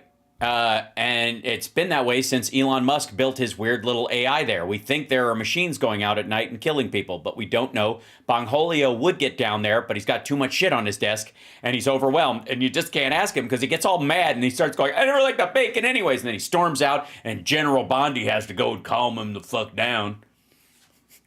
Per capita. Really? They don't have a Democratic mayor, I don't think. Know that. We have a problem there. First of all, you didn't know that? Maybe, I don't know, during your confirmation, maybe look it up. Also, Bakersfield, anybody? We're now addressing it. We're rolling out one of our task forces in the state of Tennessee.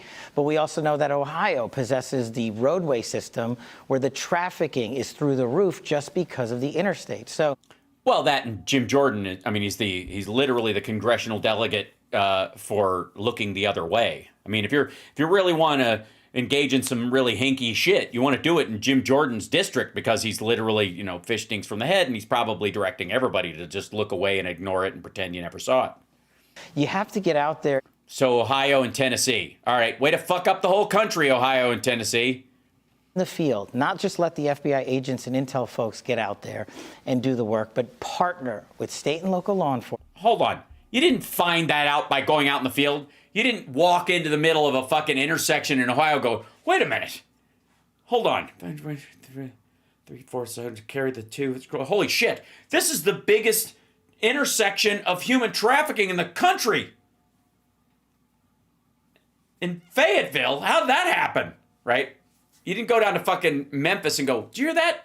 I've been counting shots like lightning and thunder all fucking, and they're getting closer. You might want to, somebody needs to check my math on this, but I'm pretty sure Memphis is per capita the most dangerous place to live in the country in terms of murder. Hold on. And you know, when you say per capita, there's many per capitas. It's like per capita relative to what? Which is a priority, and tribal law enforcement. That's a big, big deal for us. We are not forgetting about Indian country. They suffer from the same violent crime that we do in the rest of America, and we're going to... Yeah, we know Democrats have, you know, you're way behind us on giving a shit about that. We've been giving a shit about that a lot longer than you. We're the ones that bugged every Republican governor, leader of the Republican Party, any of the congressional people around there about missing women and that kind of stuff. And you guys were like, it's not our fucking problem. So now it all of a sudden is. Help them. And that's how you learn the ground-based level facts that you need to deploy. Okay, those aren't ground-based level facts. Those are statistics, you tit. She just asked you what the ground-based level facts are. Like, how does it work? Is there like one guy and there's like 2 winks, and if this guy gives you a middle finger, you bring him a small bag, and if he gives you a peace sign, you bring him the big, like, you know, I don't know, loaf that looks like one of those Dos Manos burritos that you get that's like this big or whatever. They're like just white powder and stuff like that. And when you test it by sticking your knife in there as an undercover agent, is there a reason you lick it and you go, pfft, or can you get high from the taste of it, or it just numbs your tongue and that's why you go, pfft, or do you just go do what Don Jr. does and just blaze the fucking end of the knife just like that and go, that's the real shit, you know? Or do you use one of those little blue things and you shake it up and look like a scientist? We're not coming up with anything fancy. We're just attacking the problem, but we're smart enough to go after the information and say, that's where the problem is because you told us it's there. Now going after the information because while I was sitting here at my desk, which is covered in a lot of shit that I'm never going to get to by the end of the day, and it's a lot, Maria, it's a fucking lot. And then this asshole comes into my office and he's like giving me another problem, and I'm like, hey dude, thanks a lot. Put it on the fucking pile. I'll get to it eventually. You're like, what's the problem? No shit. God damn. you know we're going. That's interesting. What about the big cities? I mean, we've heard about Tren de Aragua being in New York City. Oh my God, there was Tren de Aragua in New York City. And New York City is normally such a gang-free, peaceful place, especially during the 70s and 80s. We're about to ruin your summer if you're a bad guy. So I'm just warning you now, like, don't buy movie tickets because you're probably not going to cash them in. So the director... Is that how movie tickets work, really? I put something together in conjunction with our DOJ partners, General Bondi and Dag Blanche, actually this morning. And if you're a violent criminal, this FBI under our leadership, we don't care who gets the credit. All we care about is making your streets safer, actually safer. Man, they cannot let him get a whole fucking answer out without cutting something of it off. Like, even whatever he said right there, they literally just cut the audio on it before they went to the track. Like, I mean, I guess I don't know what other choice they have. Cut back to her going,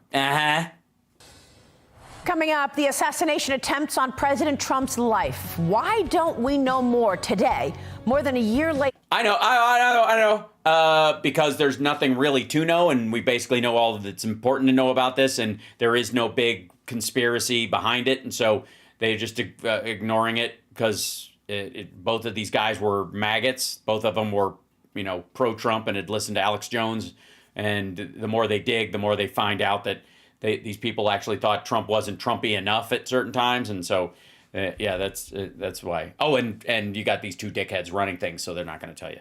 As we continue, our exclusive. Shut up. Any active investigation. So hold on. I want to get to a few specifics, and I know you can't talk about any active investigations. No, you can't. They also, not just because you shouldn't, but because they're both stupid. They both don't know what the fuck they're talking about. They're both talking out of their ass. They have no details to give you, Maria. None. You just asked him for a very simple, breakdown of how, some of the drug groups work. What's the hierarchy? How do they operate? What details do we know? And he shit the bed and told you some statistic. I had no idea meth was, dangerous. What the fuck? And our viewers understand that. But how come?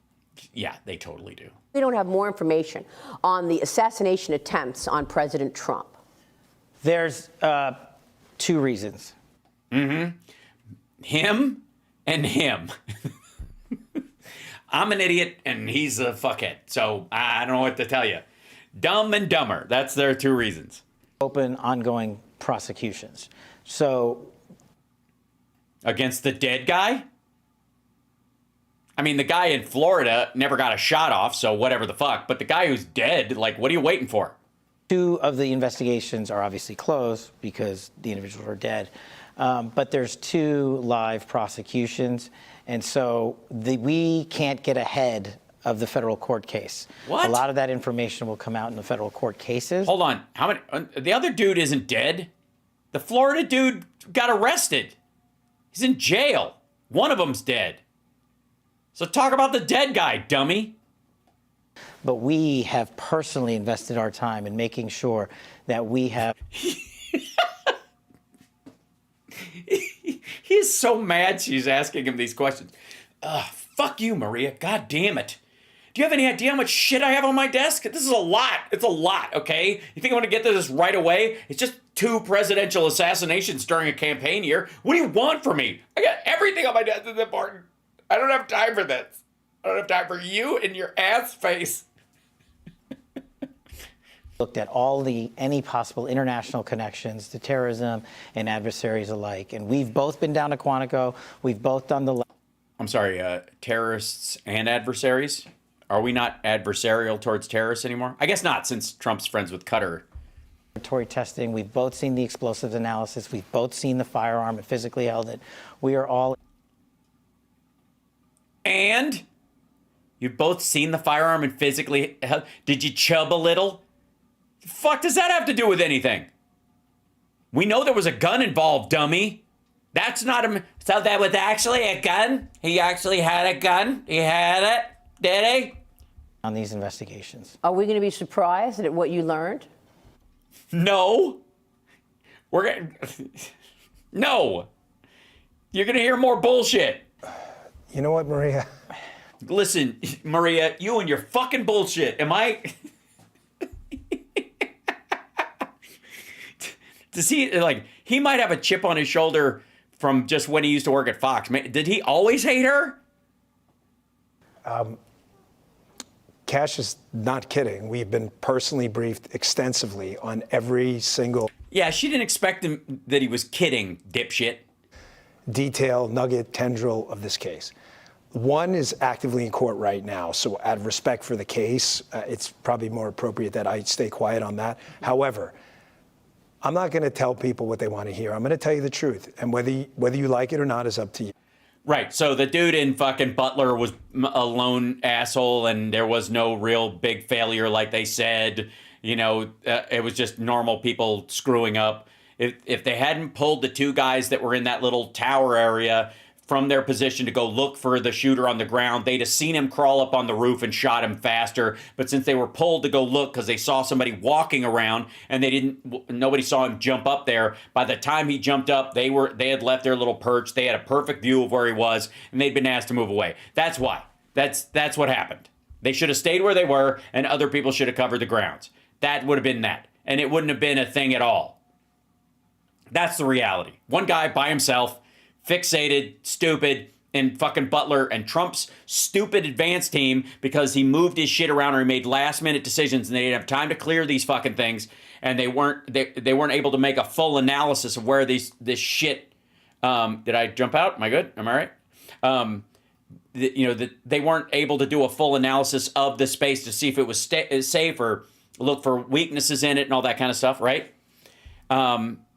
That's the reality of it. And what maggots want to hear is that deep state was behind it. Biden hired the guy, right? Or some bullshit. That the Chinese paid Hunter Biden to deliver the guy the gun in a hatchback of an electric car, right? If there was a big explosive there, right? Given my history as a Secret Service agent and my personal friendship as a director does with the president, give me one logical, sensible reason we would not have. If you can think of one, there isn't. In some of these cases, the there you're looking for is not there. And I know. You hear that, Alex Jones? You hear that, maggots? Too bad. Sorry, stupid. You lame. You suck. You weak. And he hates weak people. He already told you that. You know all that bullshit he told you about there had to be some sort of big, underlying, this can never happen, and it was clearly, it wasn't just a failure, this was a conspiracy, and all that shit he said, that was just bullshit, Joel. I'm here to tell you. Hold on. Where is it? Oh, this is my wrong one. Hold on. That was just bullshit, Joel. Mm-hmm. And this is his message for all of MAGA right now. Fuck you. Sorry, nothing there. There was no cover-up, no nothing. And the standard story, the status quo will continue on. People, I get it. I understand. I don't think you do, because you started it and now you can't finish it. You found out once you got in there that you personally had been full of shit. Now, what you do in these moments is, I know that when I wasn't in this position that I told a lot of people that I had suspicions about it, and I looked into it, and my suspicions were satisfied. There wasn't anything past there, but we got to make sure that no one can shoot at the president again. That's how you handle it if you have any fucking chutzpah at all. If you have any huevos, and he does not. He's weak. That's why. That's why he's freaking out at Maria Bartiromo for asking an obvious question. Not there. If it was there, we would have told you. Well, the other issue that's been talked about recently is this mortgage fraud and the FBI opening a formal case against Letitia James. So again, ongoing cases, and we take our ongoing investigations very seriously because totally, we take them very seriously. Like, they're super serious. I don't want to do what our predecessors did, which is talk about them ad infinitum in the public, and then nothing happens. We're going to keep quiet about them, and then nothing will happen. Case, I can tell you, is being handled by our professional pros. Really? You have professional pros? Wow. That's amazing. So these people going to work. They work at a place where they work? I don't know how professional you can be to be a professional pro. Holy shit. Where's the word pro come from anyways? I'm trying to think, what's the etymology of that? Anybody know? we have professional pros. God damn. I wish we had one of them professional pros. You know what I'm saying? Gee, I wish we had one of them doomsday machines. Our subject matter experts reporting directly to headquarters, which reports to Dan and I. This case... Wait a minute. So you're not in headquarters? Oh, right. You're at a UFC game, dicking around. Jesus Christ. This is the saddest day of Bung Holio's life. He hasn't been this sad since he talked to his wife, and nobody at the office can stand his breath.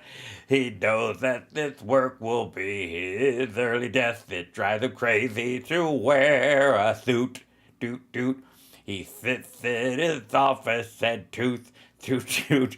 He's bored to tears that he's got so many fears. And goddamn Maria, don't you understand freedom that I don't like your stupid questions?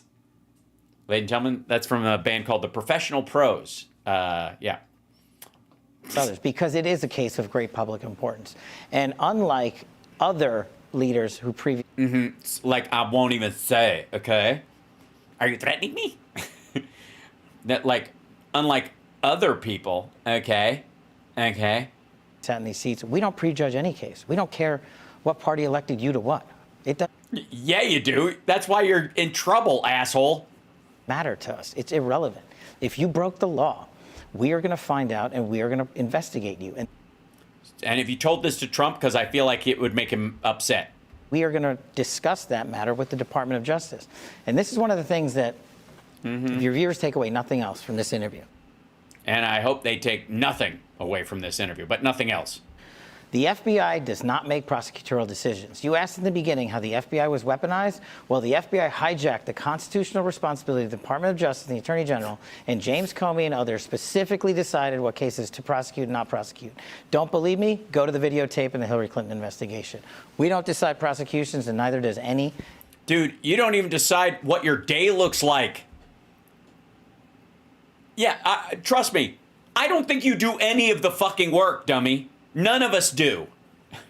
You're not going to, and you're sure shit not going to do any extra work when you can't even do the work you're supposed to fucking do. You go down and fucking fondle the gun that took a pot shot at Trump. Who gives a shit? What'd you do? Go, yep, that's a real gun, all right. I thought it would be inflatable. Agent or intel analyst. We have great partners under General Bondi. We work with them and discuss the matter with them, but the prosecutorial decision is with them. So is there a directive now to focus on fighting real crime, look at illegal migration, look at the sex trafficking and Yes, believe me, Maria, don't worry about it. All day long, Cash and Dan Bongholio sit at their desks looking at sex trafficking. In a manner of speaking.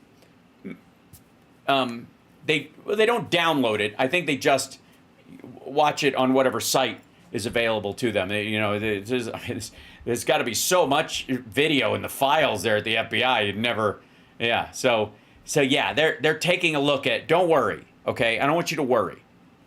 They, honest to God, like they are looking at the sex trafficking. They're giving it a good, solid look. Back on the white collar business type crime? I don't want to say that we were going to, quote unquote, scale back. What we do is we look at the intelligence and we rely on our 36,000 employees to say, why would you rely on the 36,000 employees? I thought you were getting into the field, asshole. I thought that was the point. You don't rely on what everybody tells you. You go in there and you stand there at a fucking intersection in Ohio and go, God damn, there's a lot of illegals running around here. And you go down to Memphis and go, Jesus Christ, could somebody drive me to my car? It's scary, and then you make a note in your diary. Dear diary, it's me, Cash. Today was very scary. I was in Memphis, and it was a bang, bang, shoot 'em up place, and I thought it'd be all Graceland and Beale Street, and I didn't understand it all, and I'm not going back there again unless somebody else cleans that shit out. Oh, yeah, he's whitening it all over the place. This is where stuff's going wrong. But right now, the reality of where stuff's going wrong more than counterterrorism, which is my wheelhouse and my background, is the narcotics industry and the sex trafficking industry. So there's more and more resources put on that and on the removal proceedings, which we're working with our partners at DHS on. So why are you cutting resources if you don't have enough resources to handle the three major things? You fuck me. It's the reality today, but that's not to say we're forgetting about white-collar crime and counterterrorism. That's what you said. You said if you're hurting a child, taking away a child's innocence, we're coming for you. Yeah, with that knock at the door. Yeah, that knock at the door is coming. It's on Amazon. That's going to be us. No, it isn't. It's going to be the U.S. Marshals. Your job. And Maria, not only does it destroy innocence. Okay, first of all, fuck you. Like, the FBI didn't invent going after, like child traffickers because you assholes showed up. And again, the last 2 FBI agents that were killed in the field were murdered in Florida, arresting a guy for child porn charges. And he opened fire and killed 2 of them in Florida. Shocking, right? With home of Donald Trump and Jeffrey Epstein and Matt Gaetz. I said to everyone in the room, said week 2 or 3, when Cash and I put Restoring Justice together to go get these mutts off the street, these kitty pornographers and these animals, right? I said to everyone in the room, I said, you know why this is going to matter to America? Because everyone in the room is a child or a parent, right? There's no immaculate conceptions here, right? I love Jesus, but there's no one in the room, right? I said, right? I said it, right? Like, everybody gets this. It'll totally sell. You don't understand, Maria, okay? People will get this. They were a kid once, or they have a kid, or they don't have kids yet, and they don't really remember being a kid, but they can they know what kids, they've seen kids, and it's like, you know what I'm saying? Are you threatening me? This is so stupid. this matters. And not only that, it creates generational crime, because abused kids then become abusers in a lot of these cases. I said, no, they don't. Not in a lot of these cases. No, you don't get to write off victims like that. A chance right now. I said, we got to go make their lives painful, these bad guys. And we went and we locked up in a month, 400? We saved 115 kids. And you haven't even seen the beginning, because those 400, a lot of them are talking. And when you log onto that network next, you have no idea what we're doing. You think you're safe in your dark web? I promise you are absolutely not safe. You have no idea what we can do. Are you seeing an increase? Great. Way to tell them to change how they do stuff, stupid. Hey, you know that place you gather where we were going to catch you? You better not show up there again. Jesus Christ. In the number of potential agents wanting to come in and work with you? Look, the FBI is 38,000 when we're fully manned, which we're not. In the National Capital Region, in the 50-mile radius around Washington, D.C., there were 11,000 FBI employees. That's like a third of the workforce. A third of the crime doesn't happen here. So we're taking 1,500. Right. But you're not responsible for state crime. It's interstate crime. And all the information on all these places is largely it passes through D.C. You're the federal police force. You're not regular cops. Folks, and moving them out. Every state's getting a plus up. And I think when we do things like that, we inspire folks in America to become intel analysts and agents and say, we want to go work at the FBI because we want to go fight violent crime and we want to get sent out into the country to do it. And that's... Dude, you're not going to be Jodie Foster. Nothing increased the number of people since fucking Hoover like Silence of the Lambs. This is just dumb. And I thought the numbers were through the roof right now because Trump is amazing and they like the military and cops and firefighters, everybody's joining. We're doing in the next 3, 6, 9 months. We're going to do that hard. And, you know, I didn't know that I was going to do this, but I'm going to announce it on your show anyway. This FBI is leaving the Hoover building because this building is unsafe for our workforce, and we want the workforce. You just gave up a big nugget there. But we want the American men and women to know, if you're going to come work at the premier law enforcement agency in the world, we're going to give you a building that's commensurate with that. And that's not this place. I mean, Jesus Christ. Trump's the one who's been shooting down the new building. You're going to go bitch about what everybody's been trying to fix? They put it in the budget. They were going to fix it, and then you kill the goddamn thing. And now you're like, we can't work here. Administration has proposed a $500 million cut to the FBI's funding for 20. Yeah, but that's largely for white-collar crime and people who run modeling agencies. I think they're looking into those folks. It's expensive work, and it doesn't really pay off much. 26. How are you going to maintain the effectiveness if you don't have the resources? Excuse me, that assumes that they are already effective. We got to get smart and stop wasting money. We got to stop.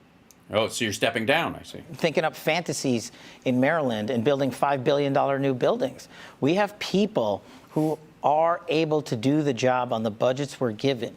And we are going to work with the president and his team because he and his team know they have to budget for an entire government. I just got to worry about one agency. So does he. Yeah. And their job is... Yeah, I got to worry about budgets now. Yeah. Fuck, I hate weak people. Like accountants. You ever try to choke a calculator and make it do what it's supposed to do? The numbers still say you're wrong. Yeah. Times harder than ours. They have to say DOD's got to get this. What about DOT? What about Justice and Marshals? And what about Treasury? So we know that they are smartly putting together a budget, and we... Do ya? Since when? To know that there's ramifications from people here that weaponize this place and a cost to that. We're always going to fight for our personnel and for as... That was just gibberish. So the cost of, so the budget cuts are basically revenge from Trump is what he's saying. And they're going to have to tighten their fucking belts because he's mad.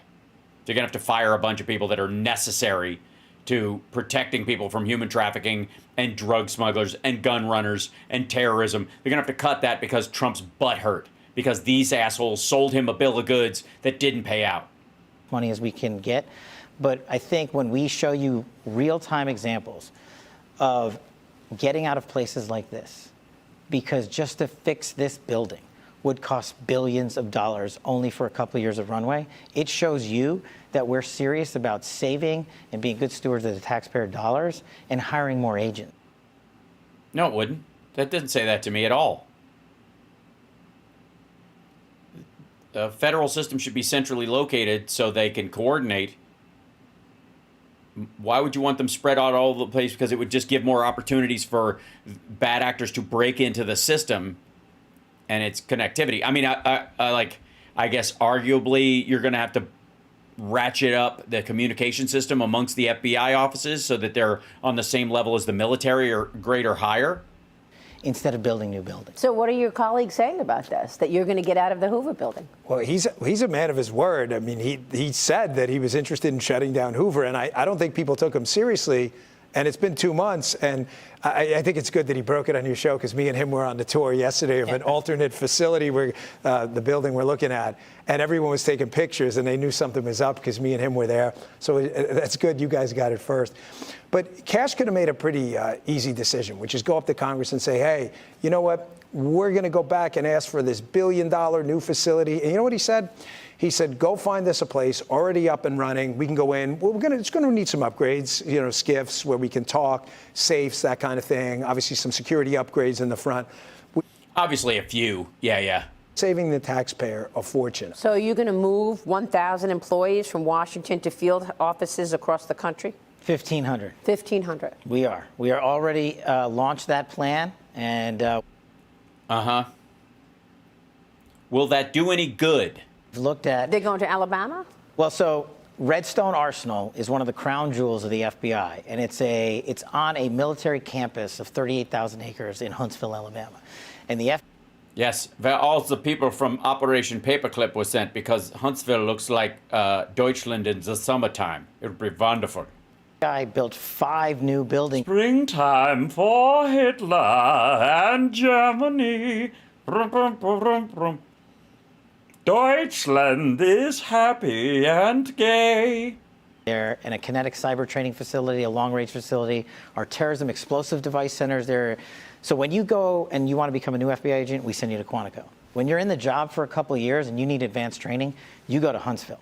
And because we've had new buildings and new structures already there, we need our outdated facilities and personnel to move to Huntsville, where the training has been set up for them, and fill those seats. We don't need to build new buildings elsewhere. So a chunk of them are going there because it's essentially headquarters too, for lack of a better word. But the rest of the folks, we've looked at the map and we said, where are the worst crime spots in America?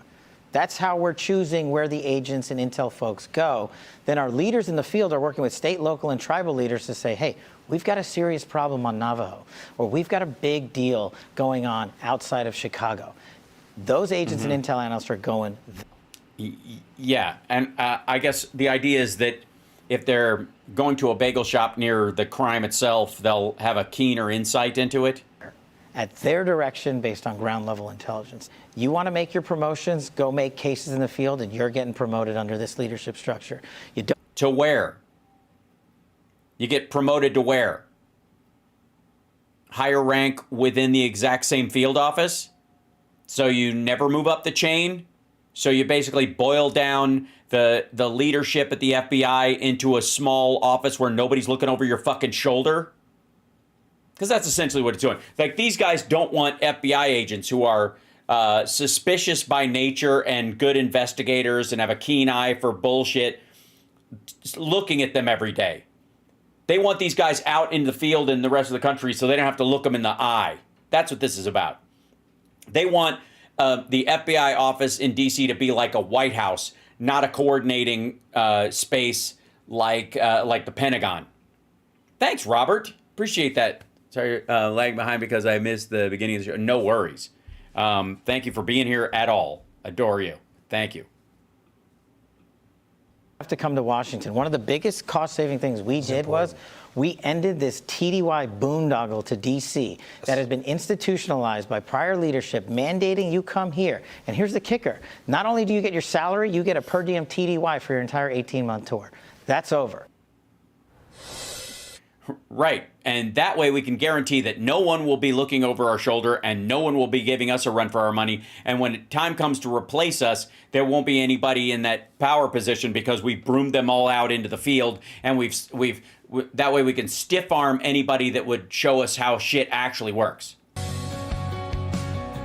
That's what this is really about. Understand? Like, they're moving these people out because they want to be in a leadership role in an office where no one's like dealing with them all the time.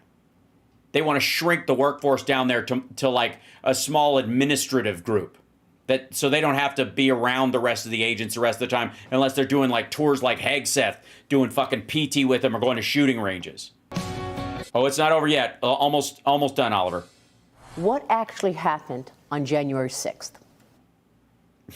Donald Trump told a bunch of his people to walk down there and he would be going with them. And he said, walk down there peacefully and patriotically. But when you get there, if Pence doesn't do the right thing and the Republicans aren't strong, you're going to have to be strong or we're not going to have a country. So basically, don't fire till you see the whites of their eyes. And then they were already storming the place because Alex Jones and his buddies have been working in conjunction with Steve Bannon and all these assholes at the Mayflower or wherever they were gathering with Roger Stone and those fuckers to bring in people that would have a strategy to attack the building where they would pause the vote so that they could force their votes through. And they'd figure, well, the president's already in. They would do kind of a violent version of like Bush v. Gore. Well, we already said he won, so we don't want to walk it back. And that's what happened.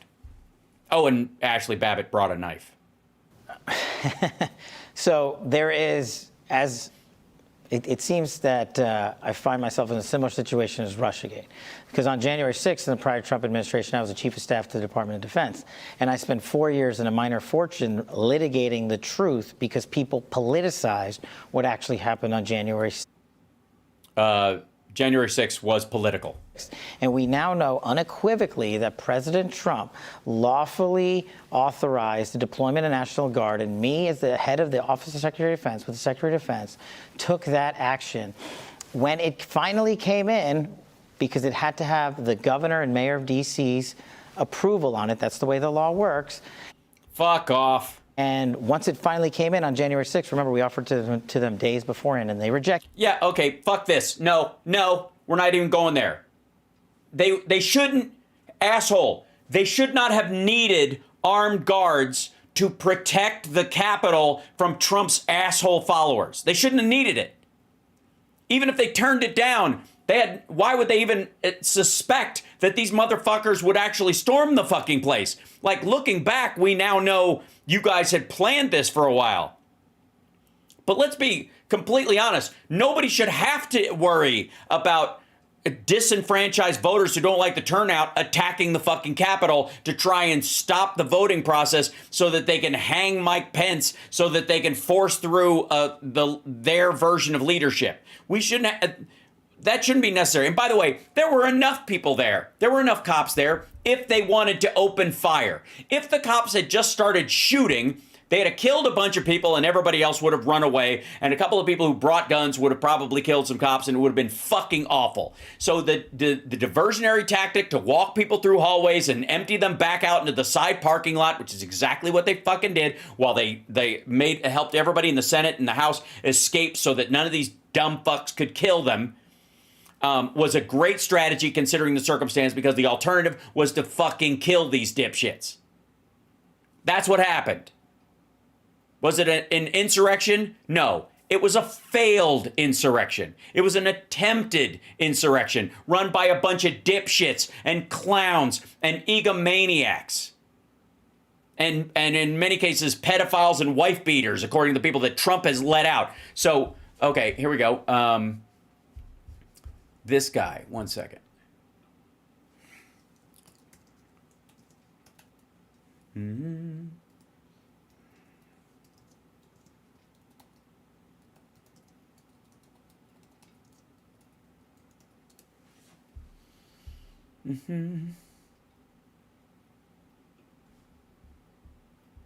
Yeah, here you go.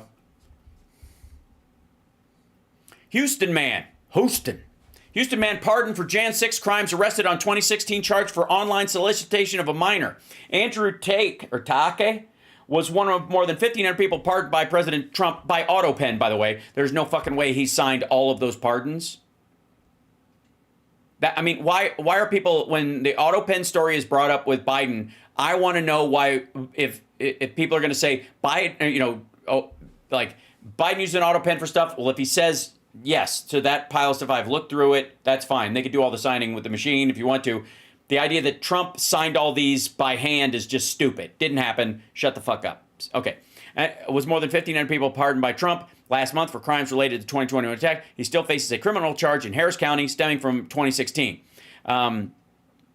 Was sentenced to 6 years in prison in June of 2024 after pleading guilty to assaulting police officers with bear spray and a whip-like weapon during the attack in D.C. He was released from federal prison in Florence, Colorado on January 20th after he and more than 15 others were pardoned by Trump.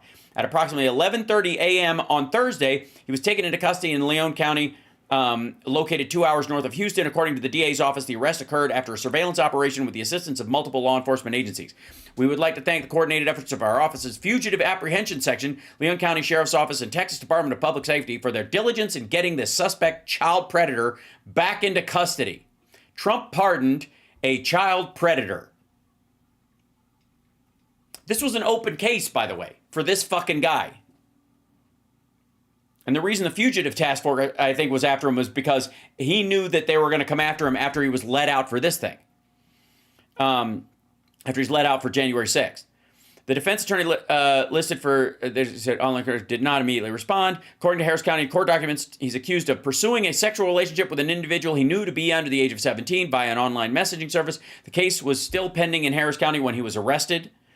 Late last month, the DA's office said it had asked several federal employees to hold him in Colorado due to his pending warrant in Texas. So the idea that Trump did not know about this, there are other ones too, but this is crucial. Like, somebody needs to ask him, like, this dickhead about this guy.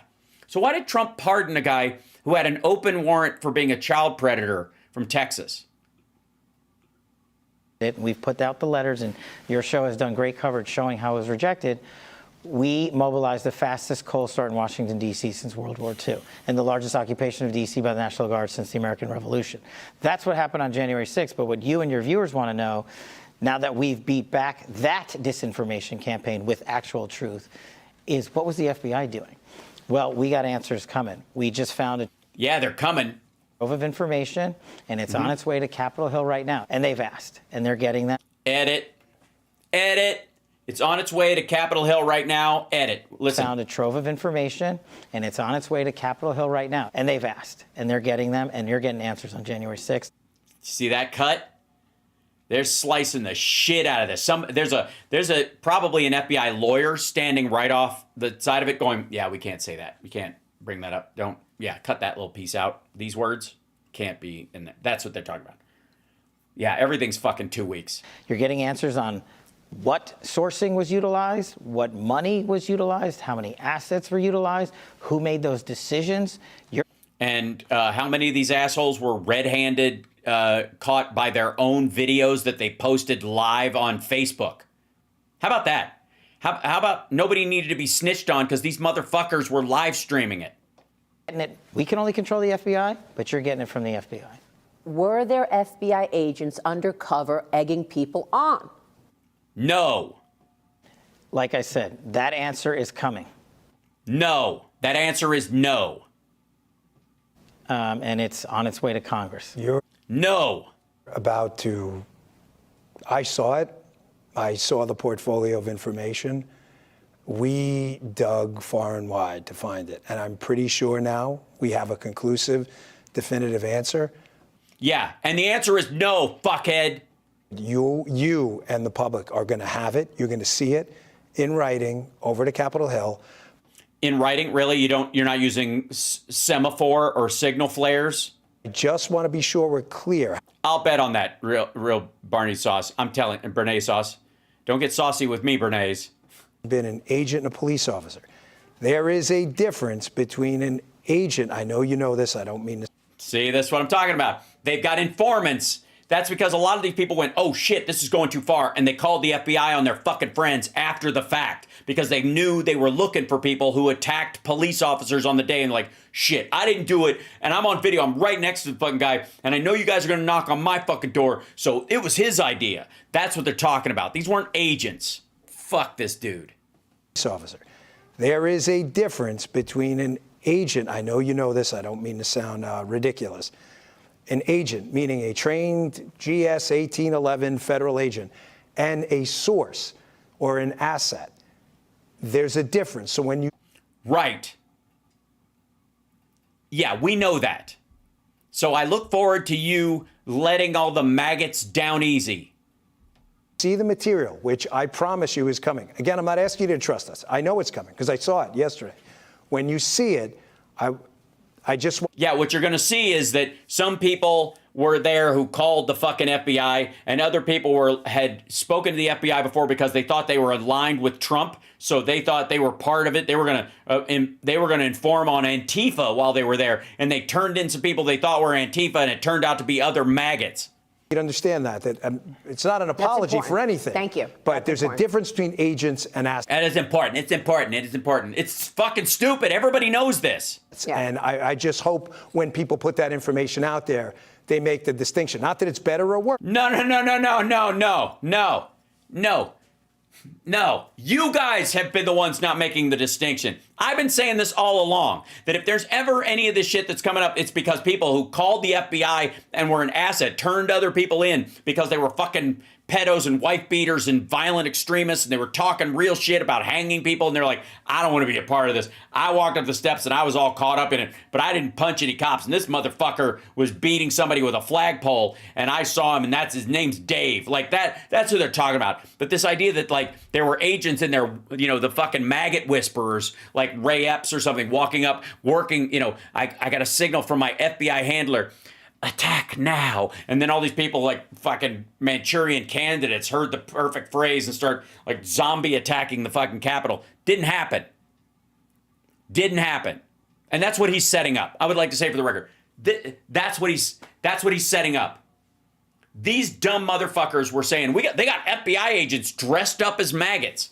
That's what they thought. That's what they've been saying. And that is the lie that this dickhead and Kash Patel have allowed to like flow freely from their own show and other shows without pushing back on it because they're assholes. And they were more than happy to hang real FBI agents out to fucking dry. The people who show up in it with a jacket that says FBI on it to arrest child traffickers and gangsters and shit like that. And these motherfuckers were happy to stand on their necks while Biden was in office. And now that they're in power, they're like, well, you know, it's not an agent per se. I mean, there's a difference. But like a guy who called in, shut the fuck up. But there's a distinction there. It's a very important distinction. Yeah. And you should start making it, Maria. I want to level set here. I want the American public to go back and look at what our predecessors stated to Congress under oath, that there were no FBI sources utilized in and around January 6th. I'm going to leave. That's not what they said. That's not what they said.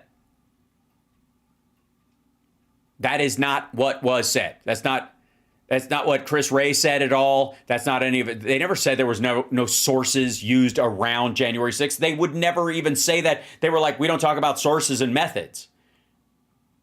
Horseshit. That's not what they said. He's lying. And again, You want to restore trust to the FBI? Maybe be a man of your fucking word. That, but go play the videotape and look for this material coming to Congress. Gibberish. You said Jeffrey Epstein committed suicide. People don't believe it. Well, I mean, listen, they have a right to their opinion, but as some... Yeah, they can be as stupid as they want to be, Maria, okay? I don't know who the fuck they were talking to and where they heard it from, that he, something, you know, that he, like, I mean, look, one of his best friends in the world was president at the time of his arrest. The stuff that was gathered from his island hideaway has all but vanished. If you can't trust that, I don't know what to tell you. Who has worked as a public defender, as a prosecutor, who's been in that prison system, who's been in the Metropolitan Detention Center, who's been in segregated housing. None of this is meaningful. What the fuck are you talking about?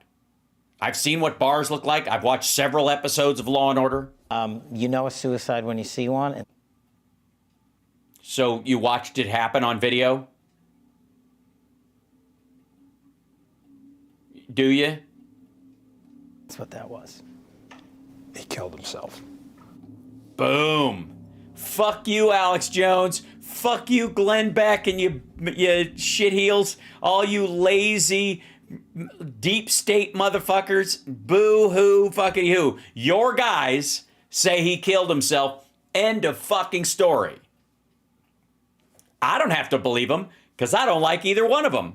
They can go fuck themselves, but you have to. If we got any maggots in the chat, explain to me any other reason that exists why these two assholes would lie about this other than the fact that Donald Trump was his best friend for a quarter century. You want me to?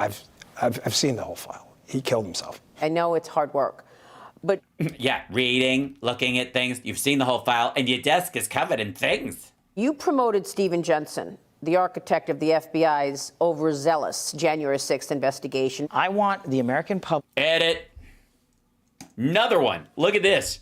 Fuck, they're chopping the shit out of this. Watch. The FBI's overzealous January 6th investigation. I want the American public to realize what we did. That man was in a position where he literally fought back against the machine who was saying, we want to politicize this event. Mm-hmm. We want to politicize this event. And at the end of the day, remember, Maria, there's a chain of command here. So you can... Again, where is this coming from?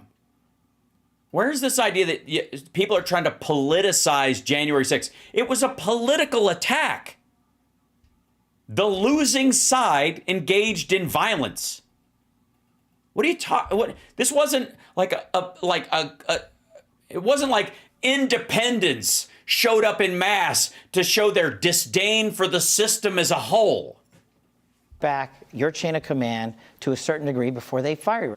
And Steve Jensen and other folks were promoted because they embody what the American public demands of FBI agents. To get to the bottom of something like January 6th and the pipe bomber case, for example, you need three things. You need people. You need... Right, which Doge is firing. Information. And you need information, which is somewhere on your desk under all the 10 things that are all top 10 things that you have to 10 about. People with information. What? Oh, shit. I didn't realize he was going to get deep in the read. So let me explain this to you. You need three things. You need people, you need information, and you need people with information. Is that what he said? What the American public demands of FBI agents. To get to the bottom of something like January 6th and the pipe bomber case, for example, you need three things. You need people, you need information, and you need people with information.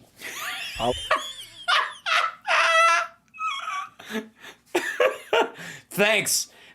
Wow. That's amazing. He's a genius, eh? Oh, that is, give it up for Bongholio. I thought we'd heard the vast majority of the word salad bullshit. No, that's amazing. Oh, hello there. Good God, man. This is the deputy director of the bottom of something like January 6th. And to get to the bottom of something like January 6th and the bomber case. A bomber case, for example. For example, you need 3 things. 3. You need people, you need information, and you need people with information. How does the whole room not just go, whoa, whoa, what the fuck? What are you talking about? How does everybody that's filming this not go, oh, ooh, ouch. They gotta, like, your whole team is standing there. Her whole team is standing there. Like, do they have a sign that says, please do not laugh out loud? Like, sorry, can we cut? Maybe that's what all the edits are. I figured it out. All the edits in this, when he talks, is they're trying to cut out the sound of everybody going, what? Allow the public to put that together. And dude, we can't. You cannot leave that. Hold on. Case, for example. You need 3 things. You need people, you need information, and you need people with information. I'll allow the public to put that together. And just wait. And You'll allow us? Oh, thanks. We're going to need some help because none of us know what the F you are talking about. What does that mean? What does that mean? You need people. People who need people. You need people, you need information, and you need people with information. Somebody get this information off my desk. Fuck! I'm kind of shocked. Why? Thank you, Zane. I loved my work in Lab Rats too. Nothing we're doing, nothing, is by accident. Yes, I agree. That was a well planned out phrase right there. You don't those kind of sentences. You don't form a dipshit haiku like that out of nowhere. People who are quote unquote supposedly on the side of reporting truthfully should take a look at this instance. Yeah, they should. Yeah, they need to find some people and some information and some people with information. And I think those are 3 different things. Because they are setting up circular firing squads. And Dan and I have already told the FBI, every employee that acted appropriately, we are going to defend you to the hill. Literally. Figuratively. You're not actually going to draw down on people with a handgun or a sword, I guess. You're going to defend them to the hilt, meaning they can to the hilt means I will die on the sword literally to where the hilt is pressed against my stomach, falling on the sword so that I can get close enough to kill the person that I am battling with to the hilt. That would be what that's... I just don't think they're going to do it. I'm going to... Look, I don't want to say it's all bullshit, but that is definitely bullshit. No matter the consequences. But for the media, who's gone through the disinformation cycle of Russiagate, of January 6th, for them to come in here and take the clickbait and... Oh, how dare they take it? Don't they make the clickbait? I don't want to be a... I'm sorry, my mistake. I was trying to make some of this make sense. 8 articles based on half-truths doesn't hurt us. This is what... I'll tell you something I didn't think we were going to get into today. But every morning we tell our leadership cadre when we sit down with them, nothing written in the media is going to affect him or me. Look. You guys are fucked, though. None of it's... Yes, it is. Yes, it will. What are you talking about? It should. How did you start meetings like that? What the fuck is wrong with you? Sorry. So you start meetings by passing the buck and avoiding responsibility? What the hell? Into today. But every morning we tell our leadership cadre when we sit down with them, nothing written in the media is going to affect him or me. Look, you said... Edit. Oh, shit. Did he say something even dumber than that and they had to cut it out? Yes, it should affect you. You're in charge. None of this is going to affect us. We're going to pawn it off on you motherfuckers. If anything blows up, goes boom, boom, or whatever while I'm at a UFC game, I'm going to blame you guys, okay? So we're untouchable. Trump likes us, but you guys are fucked. So you better do our job or you're in deep shit. Illegal alien criminals and child predators are next in your ongoing crackdown. Oh, yeah. Oh, yeah. Oh, yeah. I just like saying crackdown. How are you going to do it? The illegal immigration problem with 20 million people came in. Yeah, okay, most of them probably were here to work, but a lot of them weren't. They were here to... Okay, first of all, there weren't 20 million at all. We've got about 11 to 12 million that have been in here at max. No. Secondly, look, some of them, I mean, a lot of them came here to work, but a bunch of them didn't. So most of them, you're saying, of the bullshit number aren't a problem at all. But you're going after babies with cancer and shipping off this fucking Maryland dad to a gulag. Trafficking kids and fentanyl. If you were here illegally, the administration's approach, which the director and I have actioned through the agents in the field, is, listen, I'm speaking a bit hyperbolically, but... A bit? Me if I'm wrong, right? You're the lawyer. We're giving you about 5 minutes to cooperate. If you're here illegally, 5 minutes, you're out. Title 8, AEA, whatever we've got. We're not wasting an agent who's making, a decent salary, who we train. We're not wasting 3 weeks of his time to beg you for information for a proffer. We're not. We're kicking you out. The president's going to seal the... So you're just going to... okay, let me get this straight. You catch somebody for murder or something like that, and you're not going to work on prosecuting the case against them. You're just going to give them a free ticket home. Brilliant. So under Dan Bongholio and Gash Patel over here, the two of them, with Trump's permission, have decided that if a cartel member or somebody like that kills an American citizen and we don't have an extradition or receival agreement that's instantaneous with whatever country they're from, we're just going to fly them home and drop them off. And whatever the fuck they do there, even if it's turn right around and come back here or make a fucking phone call to get witnesses killed so that they can, their buddies that work up here can continue to work, you don't give a shit. In the first 2-3 months that we've been in the seat under Donald Trump's administration, he has sealed the border. He has stopped border crossings. So where's all the fentanyl coming from still? Where it was always coming from, in ports and driven across the border and by Americans in cars. It was never largely coming from immigrants. Where's the trafficking coming from still? Well, that's interesting. So excellent point. You shut down the border and you still have the same numbers in terms of internal trafficking and drugs. That means it was never the border. So the simplest Occam's razor in this particular sentence, I don't know if you could call it a sentence, in this concept that he's floating, is that Trump is full of shit and was always full of shit, and that he thought he was blaming people coming across the border to work for all the violence and drugs and stuff that was happening, and when it wasn't the source of it at all. Where are all the narco traffickers going to keep bringing this stuff into the country? Florida? Northern border. Our adversaries have partnered up. Yeah, they're so close to getting it. CCP and others, Russia, Iran, on a variety of different criminal enterprises, and they're going and they're sailing around to Vancouver and coming in by air. And the sheer tyranny of distance of the northern border and the lack of cooperation from federal authorities in prior administrations to actually firm up that northern border is what's causing a continuation of violent crime. Now, we're focused on it. Right. We're focused on the drugs coming across, aren't we?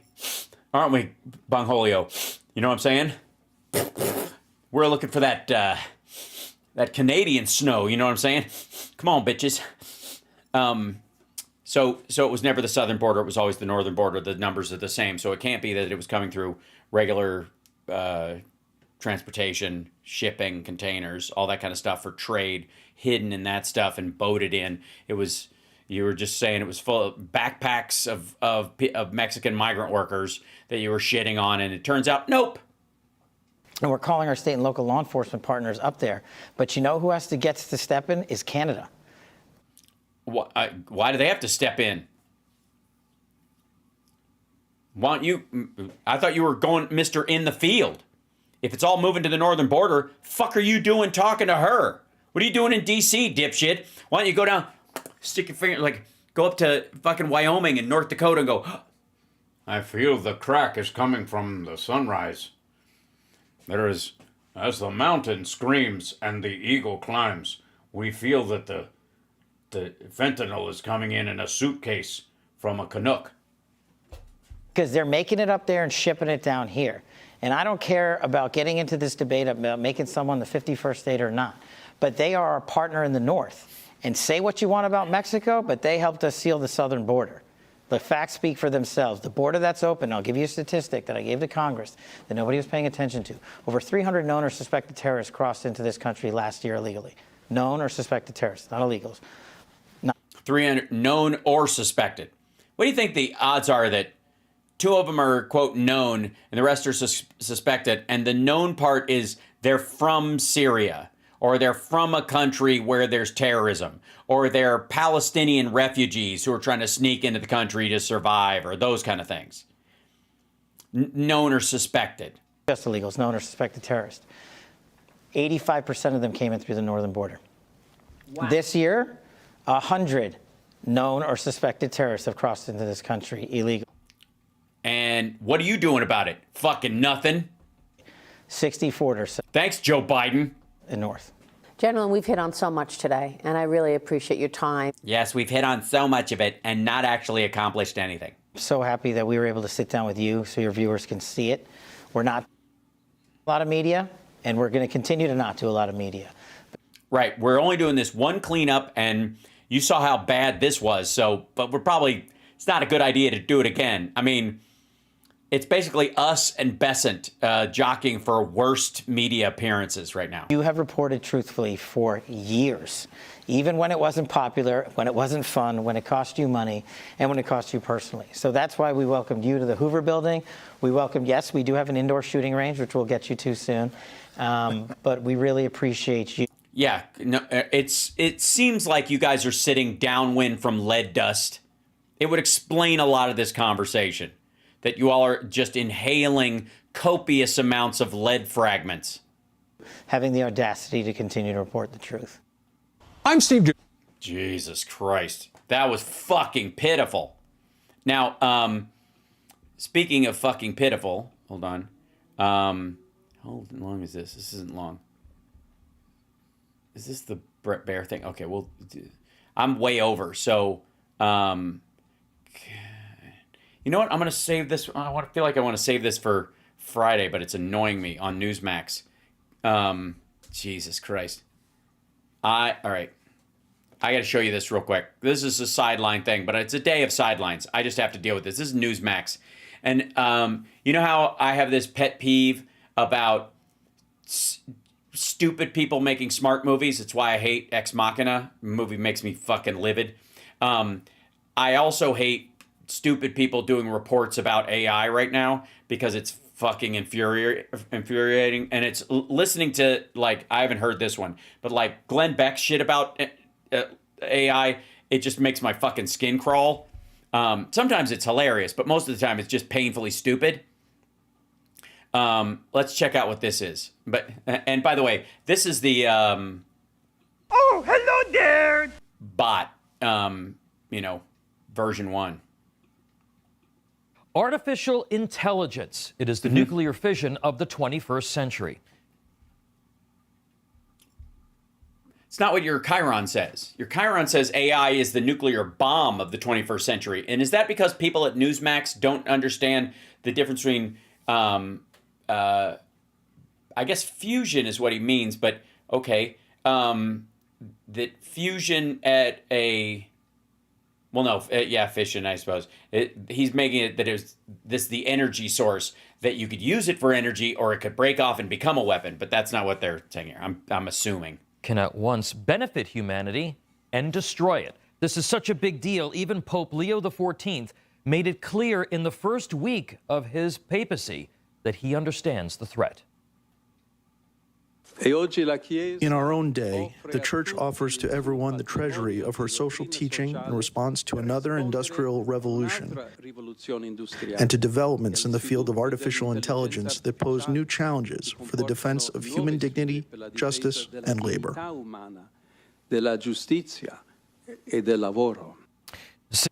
Yes, and these are AI bombs that they were going to drop. The Catholic Church has already started building AI bombs. It's like the nude bomb, but more fun. The advent of the nuclear age, the world has lived in fear of the bomb, but we quickly and necessarily learned how to harness the destructive power of nuclear. Did we, though? I mean, I don't think the India-Pakistan thing made us feel any better about it. I don't think anybody's harnessed the awful of it, really. Fission for the benefit of man. The clear immorality of nuclear holocaust was evident from the beginning, as was the catastrophic environmental damage of uncontrolled nuclear power. Its benefits to the natural environment were ultimately also realized, producing electrical... Jesus Christ. Is Sinclair, like, putting out these videos where they all have the same monologue? Jesus. ...worldwide.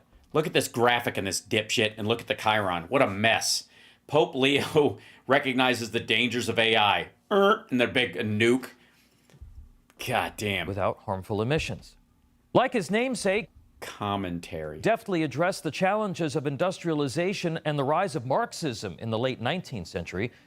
Yeah, that's what it's neo-artificial intelligence Marxism. That's what we're concerned about. Jesus Christ. This had to take a sharp fucking Newsmax turn, didn't it? The elected pontiff faces the challenge of grounding an increasingly mechanical world in the Gospels that bring true freedom and fulfillment. Benedict XVI warned of the perils of relativism and subjective truth. Yeah, not so much about the pedophile priest, though. You could shuffle that around. Was there a thing about, like, moving relativists from one parish to another to hide the fact that they were fucking around with people's relatives? Which find their ardent advocates in the media, big tech, higher education, and... By the way, here he is using lightning to kill Luke Skywalker before Darth Vader steps in between the two of them. Elites. His successor, Pope Francis, warned of the dehumanizing impact of technology and how the digital age was creating false connections that separate us from God and each other. This is fucking weird. Leo faces a thus far unrestrained threat that is the confluence of these that imperils the very soul of God's kingdom on earth. Is this what is this like Newsmax Sunday show? What the fuck? And American freedom. Pope Leo XIII's inspired encyclical, Rerum Novarum, addressed the rights of workers abused by industrialization, but also was clear in its opposition to socialism. It was an attempt to not just define a role for the church in social justice, but also an effort to defend property rights and commerce as indispensable to improving the quality of life on earth. What the hell is this?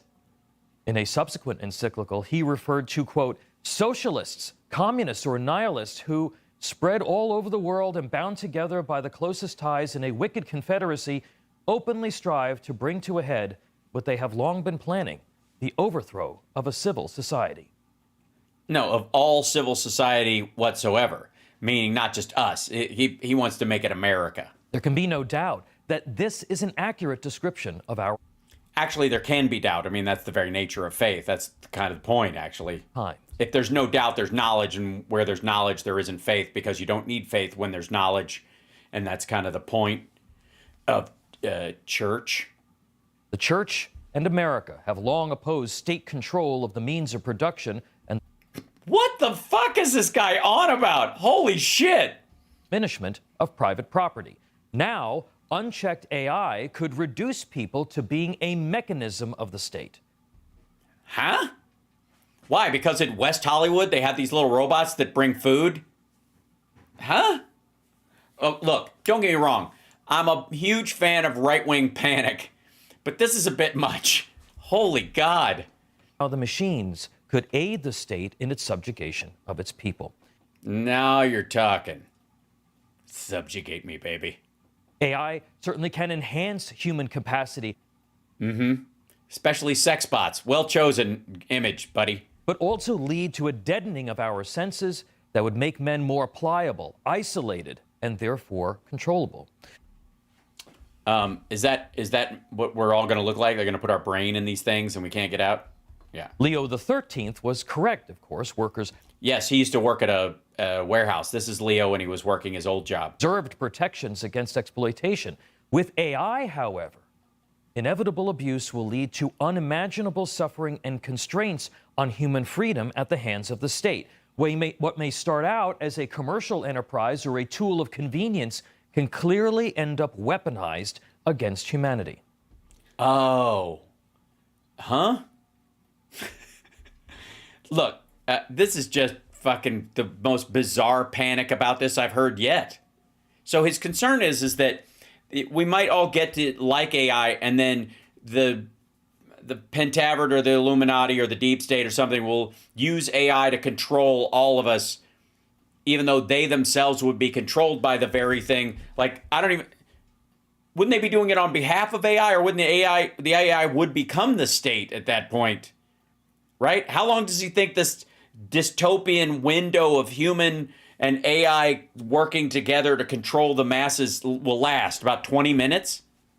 Today, our global community is reeling from sharp decreases in both mental and physical health because of the technology that has made life more convenient.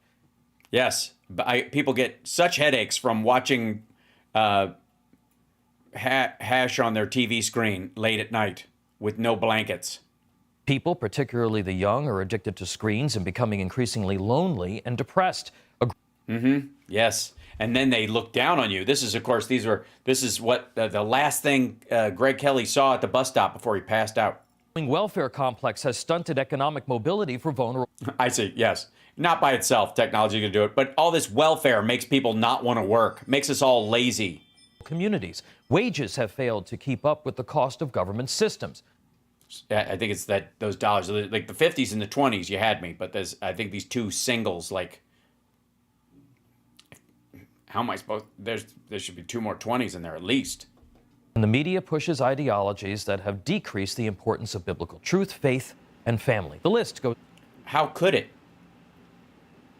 If it's a truth that goes on anyways, you can't.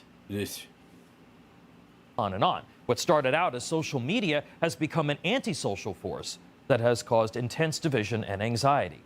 Which, of course, doesn't include TikTok. It's just the Instagram and Snapchat, apparently. TikTok's one of the good guys. That and Twitter. Obviously, you're not going to show Twitter on this. Nothing will speed the advancement of socialism and communism. There it is. Both of which undermine human dignity, like the development of AI without legal and moral guardrails. It is a biblical truth that there is moral guardrails. Obviously, this robot's outfit is a fucking tragedy, but I don't think you're going to solve much by the underlying AI. I don't know how well it's going to dress itself to begin with. Oh yes, did you see I haven't seen the video of this. I don't. Hold on. Let me see. I don't know if we can even find that one. I'm late already. I've gone long because we started off all silly. But hold on. Yeah. We'll end on this because I don't need, we're not wet paint. Yeah. Videos. Nope. Okay, it's gonna be on this thing. This is fucking gorgeous. This is hilarious. Where's this? Oh yeah, it's on his thing. Yeah. That's the image. Is that video? No. God damn, what a dickhead. So we'll end on this. Ladies and gentlemen, I give you Greg Kelly, the most miserable man on the internet. He goes, giant wet paint blob right on my beautiful jacket. Some fool painted a light bulb basically 5 minutes ago on a weekday morning and put the wet paint sign on the ground. I don't know that they put it on the ground. It probably fell off or someone pulled it off because you're in New York, I think, right? Or is that where he is? Or is he in Texas? I don't know. He goes, I was just chilling, leaning on the pole, waiting for the light to change. And when it turned green, I couldn't move because the paint was so sticky. Then I saw an even bigger problem with a paint blob on my custom-made Brioni jacket with Hermes lining with solid gold buttons, and it's worth $12,000. And there's also a splotch on my Patek Philippe Nautilus watch. I'm not even going to say how much that costs. Kind of obnoxious. Call the cops. Refund punitive damages. Greg, the rest of us, we could not be happier that your weird douchebag checkered jacket with the padded fucking shoulders. Holy shit, man. What'd you do? Leave the fucking coat hanger in it? Lean's just chilling. What the fuck is he carrying, too? Does he bring a whiteboard from work? And where the fuck is he going? And then he gets paint on his watch? Who the fuck leans against a... anyways. Miserable. Look out. Uh-oh. What is he saying here? Hold on. Shot in Butler, Pennsylvania. I've seen this video 1,000 times, but I never noticed what I'm about to show you. So here he is. He's one more fist bump before he gets in the vehicle. Oh, this is that bullshit where he thinks this officer aimed it at Trump when he was pointing way past the vehicle the other direction, like an asshole. Fantastic. And there he is in his fucking... How do you like my Cybertruck? How do you like my Cybertruck? I have this in honor of Doge and Elon, and hopefully to the annoyance of AOC and crazy leftist liberal lunatics everywhere.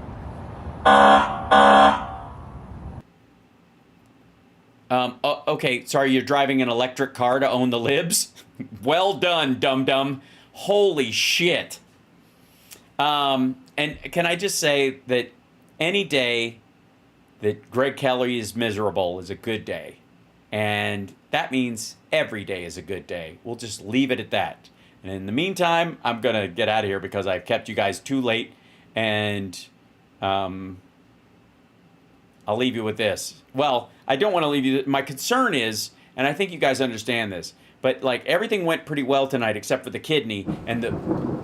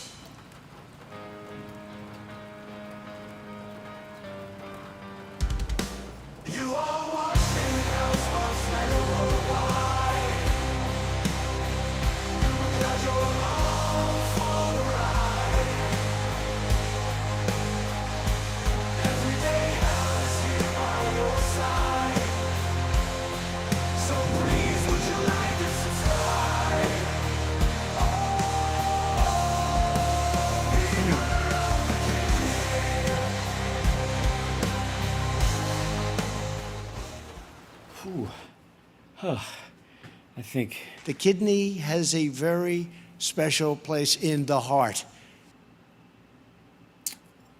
I mean, what are you going to do? Argue with the truth?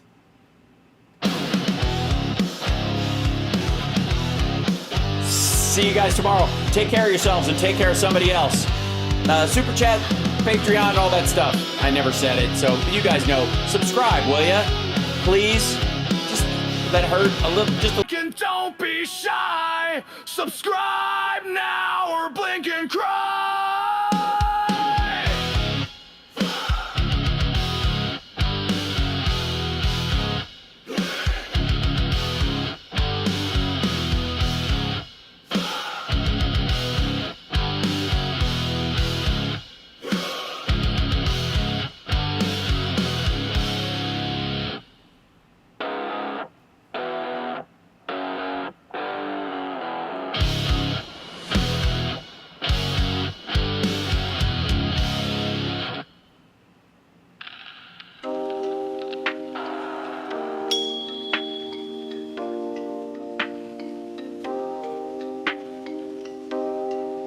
Thank you guys so much.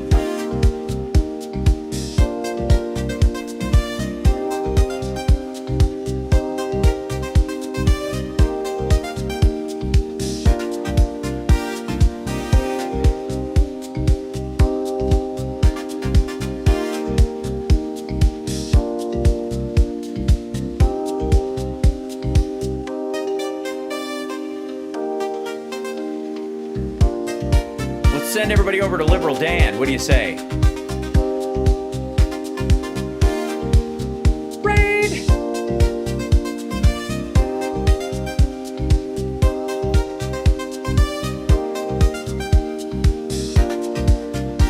Oh, we already did? I'm late? Okay, there we go.